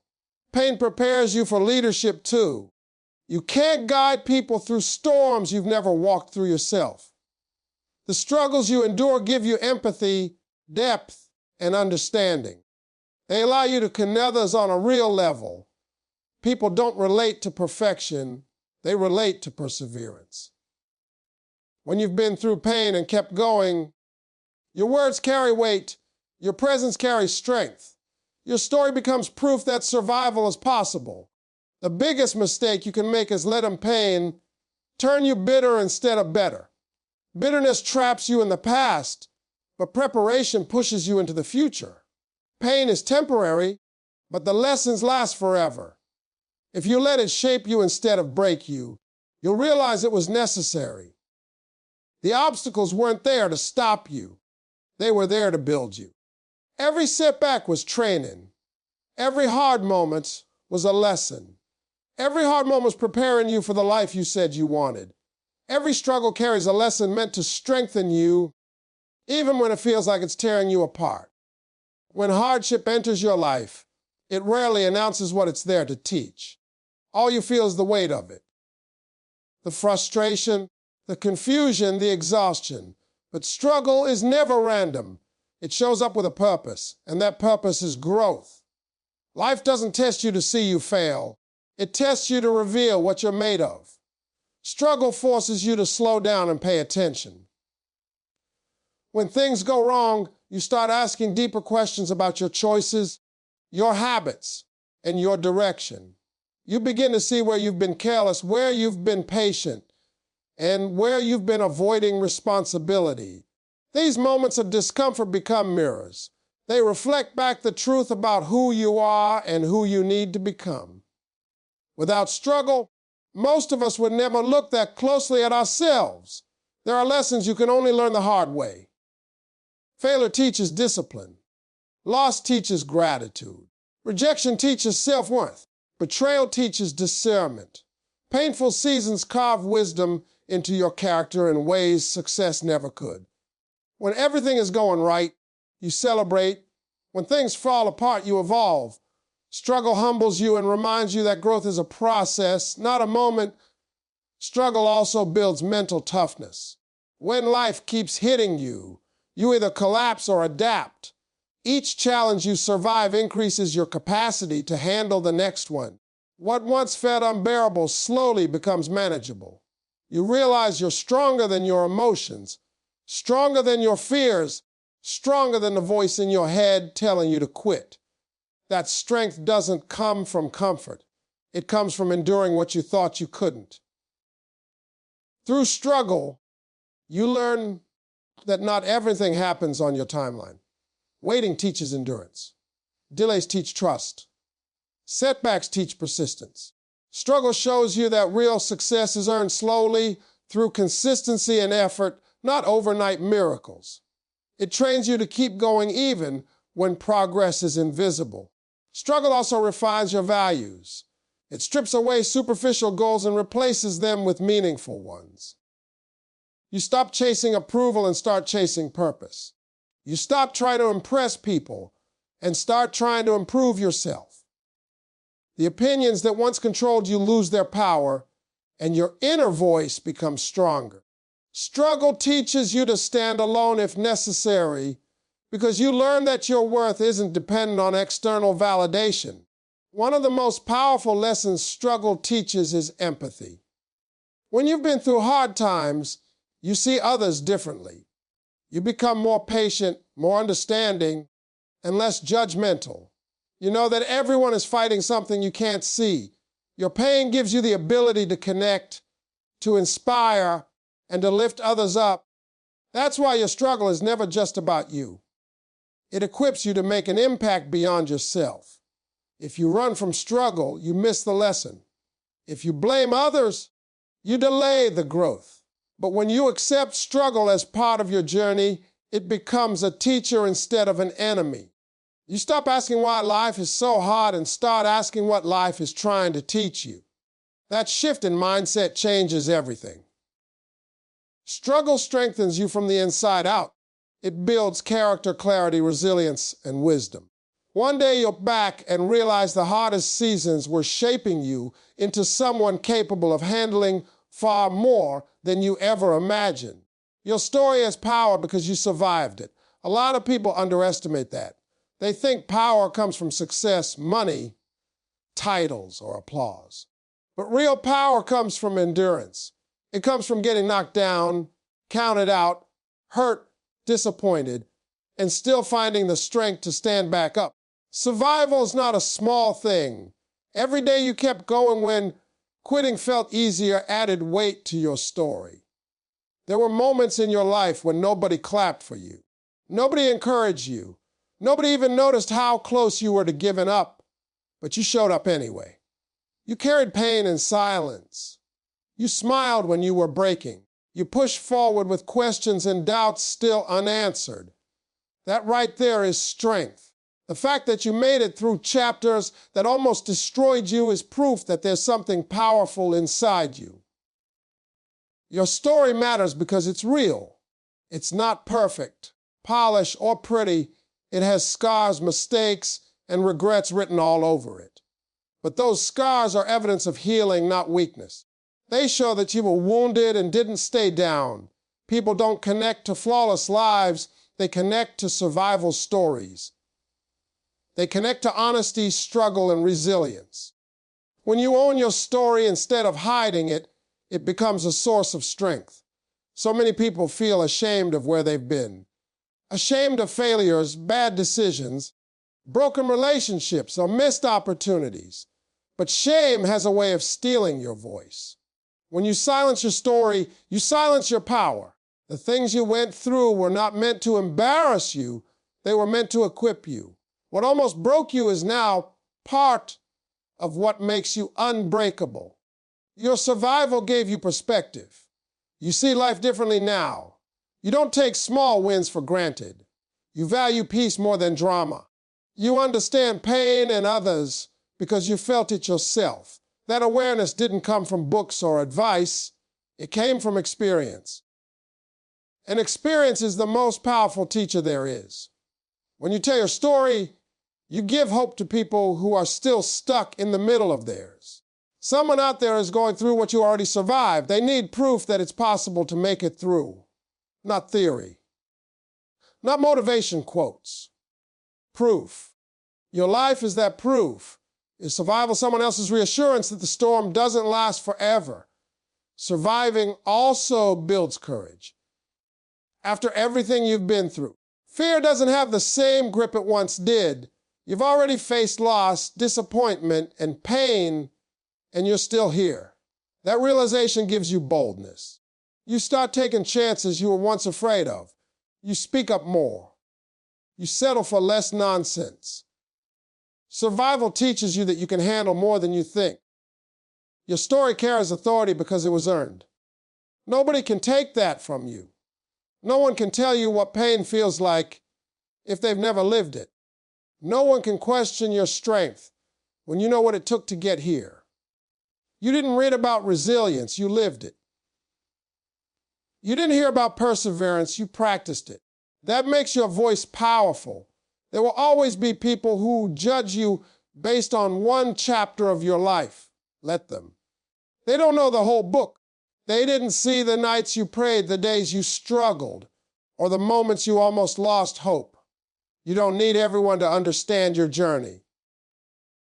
You just need to honor it. Your survival was not accidental. You're still here for a reason. Your story isn't finished, and it's not meant to be hidden. The pain you lived through has already shaped you, and now it's shaping your purpose. Pain builds discipline, focus, and character in ways nothing else can. When life is easy, discipline feels optional. You wake up when you want, work when you feel like it, and quit when things get uncomfortable. But pain doesn't allow laziness. Pain demands structure. It forces you to tighten up your habits, control your emotions, and take responsibility for your actions. When you've been hurt badly enough, you stop playing games with your future. Pain teaches discipline because it shows you the cost of being unprepared. After failure, you plan better. After loss, you protect what matters.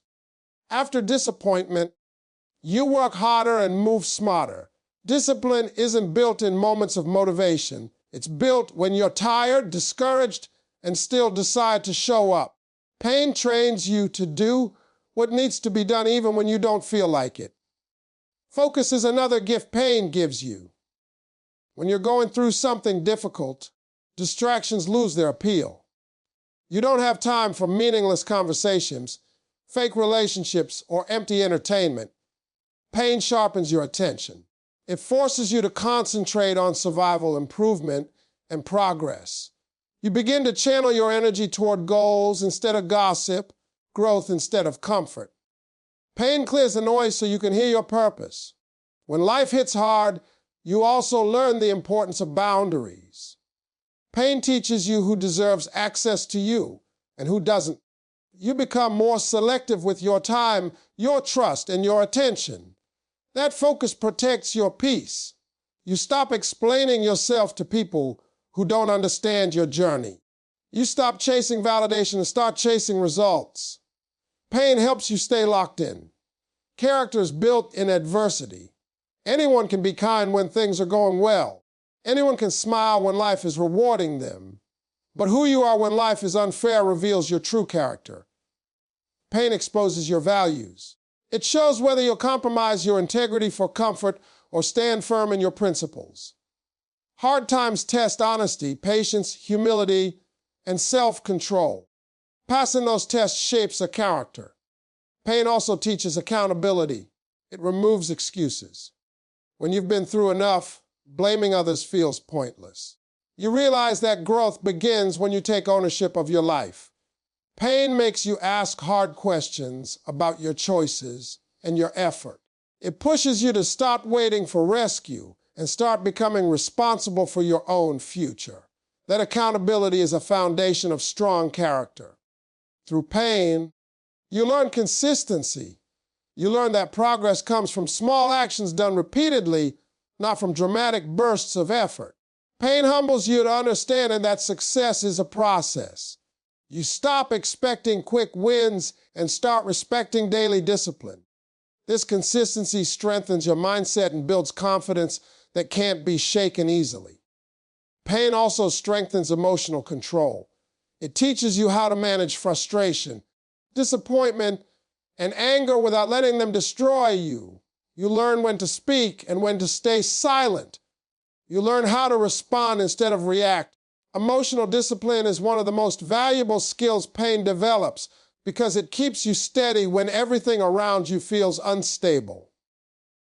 As your discipline improves, your focus sharpens and your character deepens, you start to carry yourself differently. You walk with more confidence, not because life is easy, but because you survive difficulty. You don't panic as quickly. You don't fold under pressure. You trust yourself more because pain already tested you and you're still standing. Pain doesn't just change what you do, It changes who you are. It transforms impulsive people into disciplined ones, distracted people into focused ones, and weak mindsets into strong character. These changes don't happen overnight, but they last a lifetime. Pain becomes the training ground that prepares you for responsibility, leadership, and lasting success. What hurts you can fuel your purpose if you stop seeing pain as an ending and start seeing it as energy. Pain carries power. The same emotion that once drained you can drive you if you learn how to redirect it. Many people let pain make them angry, bitter, or stuck, but the strongest individuals learn how to convert pain into passion. They take what hurt them and use it as the reason they refuse to quit. Pain creates intensity. When you've been disappointed, betrayed, or knocked down, you move with urgency. You stop procrastinating. You stop waiting for the perfect moment. Pain wakes you up. It pushes you to act. That fire you feel inside isn't there to destroy you. It's there to move you forward. Purpose needs that fire. Without it, goals stay ideas and dreams stay fantasies. Your pain points you toward what matters most to you. Often, your purpose is connected to the very thing that caused you the most pain. People who grew up without support become leaders who empower others. Those who experience failure become teachers of resilience. Those who felt ignored create platforms where voices are heard. Pain gives you insight into problems you deeply care about solving. That insight becomes direction. Pain also gives your purpose authenticity. When you speak from experience, people listen differently. Your words carry weight because they come from lived reality, not theory. Anyone can talk about success, but not everyone can talk about struggle and survival.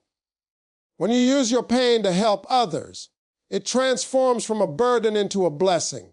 It stops being something that happened to you and becomes something working through you. Using pain as fuel requires intention. You have to decide not to waste it. That means resisting the urge to numb it with distractions or bury it with excuses. It means feeling it, understanding it, and then choosing action over self-pity. Pain doesn't disappear when you ignore it, but it loses its control when you give it purpose. Movement weakens pain. Progress quiets regret. Pain-driven purpose also builds resilience. When your motivation comes from comfort, it fades easily. When it comes from pain, it's rooted deeper. You remember how low you felt. You remember the nights you struggled. That memory becomes a reminder of how far you've come and why you can't afford to go back. Pain keeps you hungry.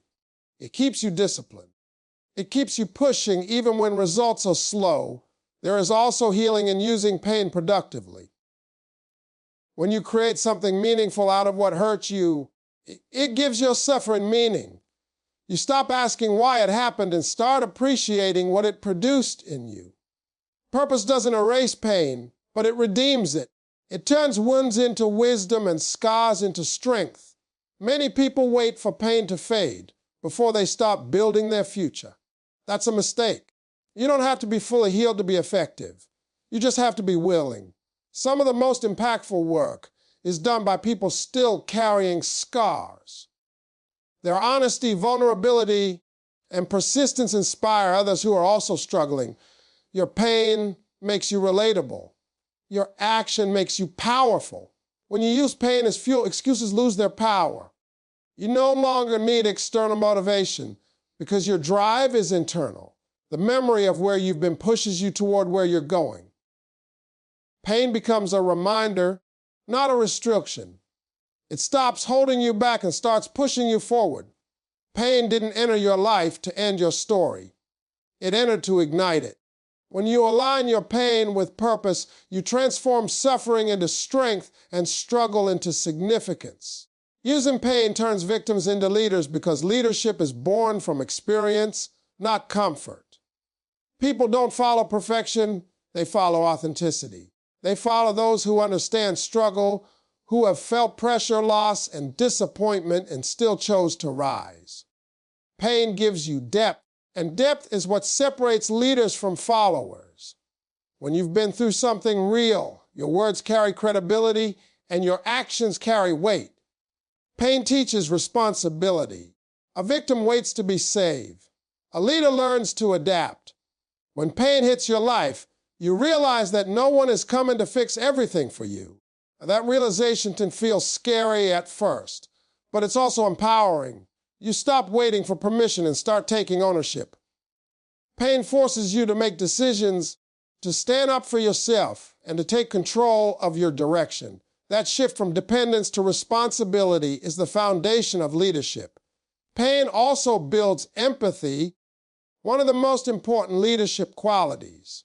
When you've suffered, you don't dismiss other people's struggles. You listen more. You judge less. You understand that strength doesn't always look loud or confident. Leaders who lack empathy rule with ego. Leaders shaped by pain lead with understanding. They know how to code at belittling and correct without crushing. Leadership requires resilience, and pain is resilience training. Every challenge you survive strengthens your ability to handle pressure. When things go wrong, you don't panic as easily because you've already lived through worse. That calm in chaos is what people look for in a leader. They trust those who remain steady when situations are uncertain. Pain teaches you how to stand firm when everything around you feels unstable. Pain also teaches communication. When you've been misunderstood or unheard, you learn the value of clear and honest expression. You become more intentional with your words. You learn when to speak and when to stay silent. Leaders don't just talk, they connect. Pain sharpens your ability to communicate in a way that resonates with others because you understand what it feels like to be on the receiving end. A victim mentality focuses on what was taken. Leadership focuses on what can be built. Pain gives you the choice to stay stuck in blame or move forward with purpose. Leaders choose purpose. They don't deny what happened, but they refuse to let it define their limits. They use pain as a reference point, not a resting place. That mindset inspires others to stop seeing themselves as powerless. Pain also strengthens integrity. When you've been tested, you know who you are. Hard times reveal values. They show whether you'll take shortcuts or stay committed to your principles. Leaders shaped by pain understand that character matters more than convenience. They've seen the consequences of poor decisions and learned the importance of doing what's right, even when it's hard. People naturally gravitate toward leaders who have earned their wisdom. Pain is part of that earning process. It humbles you. It removes arrogance and replaces it with gratitude. It reminds you that success is fragile and growth is continuous. This humility makes leaders approachable and trustworthy. When you step into leadership through pain, you don't lead from a pedestal, you lead from experience. You don't pretend to have all the answers, but you know how to keep moving forward. You become proof that circumstances don't decide destiny. Your presence alone becomes encouragement to those still fighting their battles. Pain transforms perspective. It turns self-pity into purpose and suffering into service. Leaders who emerge from pain don't just seek success, they seek impact. They understand that their journey was never only about them. It was preparation to help others rise too. Imagine you're running a race, but instead of looking ahead, you're busy checking out other runners, listening to gossip from the sidelines, or stopping to argue with someone who says you're too slow. What happens? You lose. Life is the same way. The world is full of distractions, social media, meaningless debates, and people who specialize in wasting time. The more you focus on things outside your control, the further you drift from your goals. Success comes to those who discipline their minds and focus on their journey. Distractions are everywhere, and they come in different forms. Sometimes they disguise themselves as small, seemingly harmless conversations. Other times they appear as doubts planted by others who don't believe in you. The truth is, people will always have something to say. But what they say has nothing to do with your destiny. Instead of worrying about who's saying what about you, channel that energy into self-improvement. Develop your skills, sharpen your mindset, and grow into the best version of yourself. If you keep your eyes on your own progress, you'll be surprised at how fast you grow. Great people don't waste time on sideshows. They focus on their goals and let their success do the talking. So what's distracting you today? Is it worth your time? If not, let it go. Stay focused, stay committed, and keep moving forward. Your future depends on the discipline you have today. Have you ever seen a chicken trying to fight a cow? It's ridiculous. Some battles aren't worth fighting, and some situations don't need your attention. Every time you get involved in things that don't concern you, you waste precious time that could be spent building your dreams. Distractions come in many forms. Gossip, online debates, unnecessary arguments, and they all have one thing in common. They steal your focus without adding value to your life. You don't have to attend every argument you're invited to. Someone somewhere is talking about you. Let them. Their opinion won't pay your bills or build your future. Someone is creating drama. Let them. Not every battle deserves your energy. Successful people don't waste time proving themselves to those who don't matter. Instead, they channel their energy into their goals and let their results speak for them. The secret to success is minding your own business. You weren't born to solve everyone's problems, nor should you carry unnecessary burdens. When you focus on your own journey, you gain peace, clarity, and progress. Those who are truly successful don't chase validation or get caught up in trivial matters. They stay committed to their path. The next time you feel tempted to engage in something that doesn't serve your purpose, ask yourself, will this help me grow, or is it just a distraction? If it's the latter, walk away and keep moving forward. Think of your energy like the battery on your phone. If you use it wisely, it lasts the whole day. If you waste it on nonsense, it dies before noon. Your mind and body have limited energy, so be careful where you invest it. Every action, every thought, and every conversation either charges or drains your battery. The choice is yours. Will you use it on growth, or will you let it deplete on distractions? Imagine working tirelessly toward your dreams only to be sidetracked by gossip, arguments, and negativity. If you spend hours complaining, focusing on problems instead of solutions, or getting involved in drama, you'll have nothing left for what truly matters, your dreams and goals. Life rewards those who conserve their energy for things that bring value and progress. Successful people protect their energy. They choose their battles wisely, invest in productive habits, and cut out anything that doesn't serve their higher purpose. If you want to achieve great things, you must learn to guard your time and focus like a treasure. Prioritize what makes you better and discard what holds you back.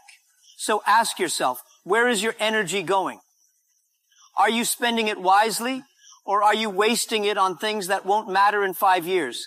Shift your focus, take control, and invest your energy where it counts. Be wise, be intentional, and watch how your life transforms. Ever notice how the happiest people are often the quietest? That's because they protect their peace. They understand that happiness isn't found in noise, gossip, or public approval. It's found in personal contentment. When you mind your business, you avoid unnecessary stress, useless conflicts, and unwanted problems. Peace isn't just about avoiding trouble. It's about creating a life where drama has no room to grow. Not everything in your life needs to be shared. Your plans, your struggles, your next big move, keep them private. The less people know, the smoother your life becomes. Some people only want to know your business so they can use it against you. Others pretend to be happy for you but secretly hope for your downfall. By keeping your affairs to yourself, you maintain control over your path and protect your dreams from negativity. Additionally, privacy gives you freedom. When no one knows your every step, you move without external pressure or judgment. You grow at your own pace, make decisions that align with your goals, and avoid unnecessary comparisons. Sometimes the best moments in life happen quietly, away from the spotlight. Stay private, stay peaceful, and watch how life rewards you. Guard your energy, choose your circle wisely, and remember, peace is not just the absence of conflict. It's the presence of clarity, joy, and purpose. A wise person knows when to talk and when to be silent. Not every argument needs your response. Not every question deserves an answer. Silence is power. It is in the quiet moments that clarity emerges, allowing you to make better decisions and avoid unnecessary drama. Too many people waste energy defending themselves over things that don't matter in the long run. Why waste your breath on battles that don't contribute to your growth? Have you ever noticed that people who talk too much often say things they regret? Words once spoken can't be taken back. Those who choose to observe and listen gain knowledge, wisdom, and understanding. They see opportunities others miss and gain insights that lead them to success. When you're quiet, people underestimate you, but that's your hidden advantage. Silence keeps them guessing, while action proves your worth. You don't have to explain yourself to everyone. Let your results be the answer. In life, there is great power in silence. Some of the most successful individuals keep their plans private until they are fully executed. When you limit unnecessary talk, you avoid negativity and keep your peace. You maintain control over your life. Silence isn't weakness, it's an intelligent strategy. Speak when necessary, listen always, and let your actions take you to heights you never imagined. In a world full of noise, be the one who listens, learns, and leads through quiet strength. Imagine you're running a marathon, giving it your all, feeling like a champion. Then suddenly you turn to the side and see someone ahead of you. Panic sets in. Oh no, they're faster. You start questioning yourself, your training, even your shoes. But what if that person started the race 10 minutes earlier? What if they've been training for years while you just started last month? What if they have a coach, a nutritionist, and the best gear money can buy? Life is not a race where everyone starts at the same time with the same resources. When you compare yourself to others, you either feel like a failure or develop an inflated ego thinking you're superior. Both are traps. Instead of watching other people's lives like a reality TV show, focus on your own journey. Your only competition is the person you were yesterday. Track your growth, celebrate your progress, and make your life so exciting that you don't have time to envy someone else's. Comparison steals joy, self-improvement creates it. Stay in your lane, run your race, and enjoy every step of the way. Have you ever noticed that people who always complain about bad luck seem to get more bad luck? And those who are always working on themselves, staying positive and focused, seem to attract opportunities like magnets? That's because what you focus on grows. If you spend all your time gossiping about who failed, you'll never notice the opportunities around you. But if you read, learn, and develop yourself, you'll start to see doors opening where you didn't even know walls existed. Want success? Start minding your business.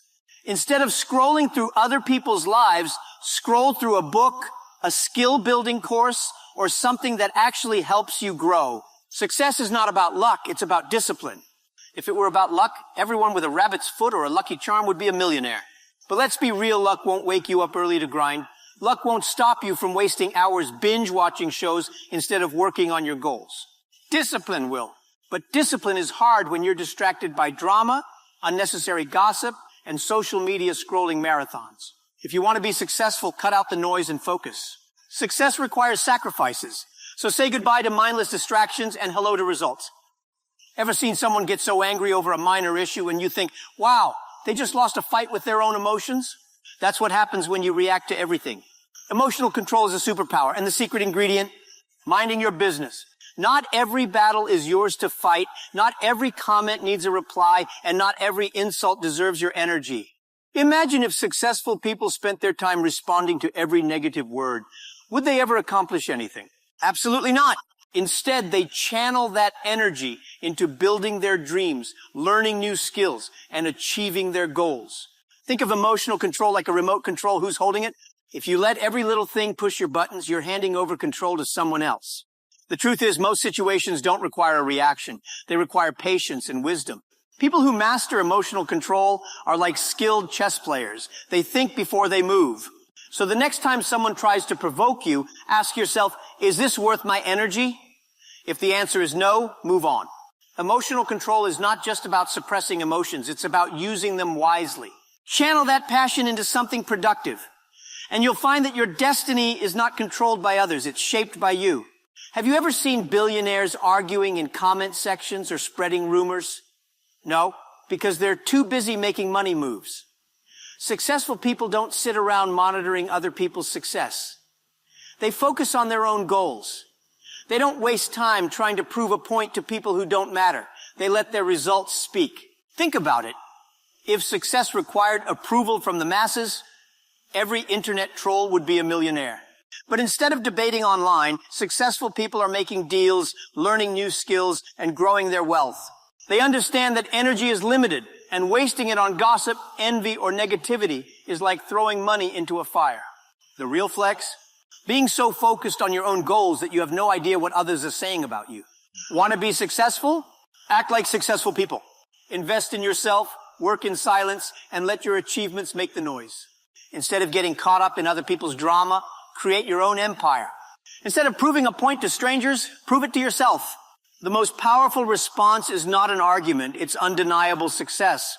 While others waste time watching and judging, be the one they're watching in awe. Many fights start because people don't stay in their lane. Imagine driving on the highway, but instead of focusing on your own car, you're swerving into other people's lanes. Boom! Chaos! That's exactly what happens when you get involved in unnecessary drama. Getting entangled in conflicts that don't concern you is like picking up a snake and wondering why it bit you. Wise people understand that not every argument is worth their energy. Think about it. Does arguing with someone who refuses to listen change anything? No. Does proving a point to someone who is committed to misunderstanding you add any value to your life? Not at all. Most conflicts are just energy-draining traps that keep you distracted from your real goals. Successful people don't waste time debating petty issues. They focus on building their dreams. Sometimes the best response is no response. Silence is not weakness, it's wisdom. It's choosing peace over pointless battles. It's understanding that not everything deserves your attention. Want peace? Stay in your lane, focus on your goals, and let others deal with their own chaos. Life becomes much smoother when you learn that not every beep from another driver means you have to honk back. Drive your own race and let unnecessary drama stay in the rearview mirror.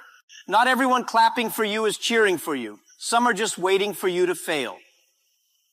That's why smart people move in silence. Instead of announcing every plan, work on it quietly.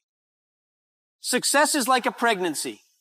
People will notice it when it starts to show. Think about it. Have you ever seen a tree announcing when it's about to bear fruit? No. It simply grows, does the work, and when the time is right, the fruits appear. That's how success works. The louder you announce your plans, the more obstacles you attract, doubt from others, negativity, unnecessary opinions. Why give people the chance to talk you out of your dreams? Stop explaining yourself. Stop seeking approval and just do the work. Some people are not clapping because they support you. They're just keeping rhythm while waiting for your downfall. Don't give them the satisfaction. Move in silence, focus on your grind, and let your success make the noise. Instead of wasting time convincing people of your potential, prove it through results. Your achievements will be your best defense, your loudest announcement, and your most undeniable proof that you were always capable. The real ones will celebrate with you, and the fake ones, they'll be too shocked to speak. Keep moving, keep building, and watch how your progress silences the doubters. People respect those who don't poke their noses into everyone else's affairs. Ever met someone who knows everything about everyone? They're exhausting. It's like they have a PhD in other people's business, but never graduated from the school of self-awareness. The key to great relationships is understanding boundaries. Knowing when to speak and when to stay silent is a superpower. When you focus on improving yourself, you become more valuable to others. You communicate better, respect people's space, and become someone worth being around. People naturally gravitate towards those who exude confidence, independence, and maturity.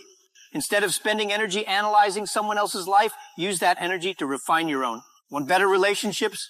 Work on becoming a better version of yourself. Minding your business isn't just for personal success, it makes your relationships healthier too. When you stop overanalyzing people's actions, you free yourself from unnecessary stress.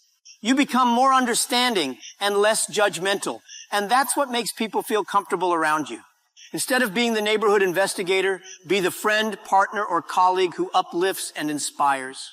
Because at the end of the day, the strongest relationships aren't built on gossip and interference. They're built on respect, trust, and personal growth. The most powerful people are those who don't need constant validation. Independence means thinking for yourself, making decisions without fear, and living life on your own terms. It's about being your own biggest supporter rather than waiting for applause. Because let's be real, if you need constant cheering to keep going, what happens when the crowd stops clapping? When you stop relying on people's approval, you unlock true confidence. And confidence, that's what makes people unstoppable. Think about the most successful people in history. Did they stop to ask if everyone agreed with them before making bold moves? No. They believed in their vision, took risks, and made things happen. True independence is knowing that your worth isn't determined by likes, comments, or outside opinions. It's about making decisions that align with your goals, not someone else's expectations. People who constantly seek approval end up trapped in a cycle of hesitation, afraid to act without a round of applause. But those who stand firm in their beliefs move forward, regardless of who's watching. When you trust yourself, you gain the freedom to create, innovate, and build the life you truly want. Others may not understand your journey, and that's okay, they don't have to.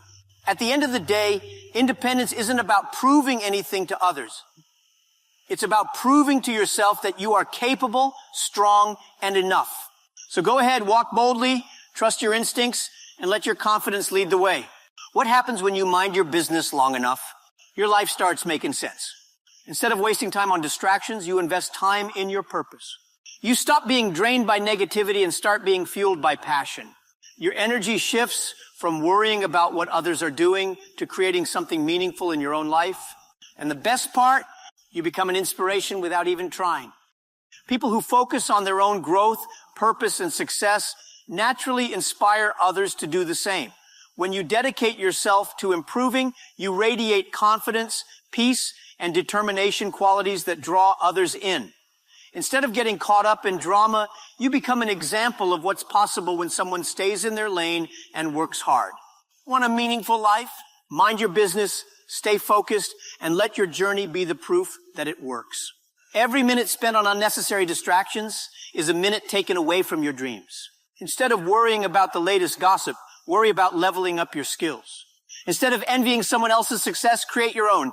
The secret to a fulfilling life isn't found in comparison or criticism. It's found in commitment and consistency.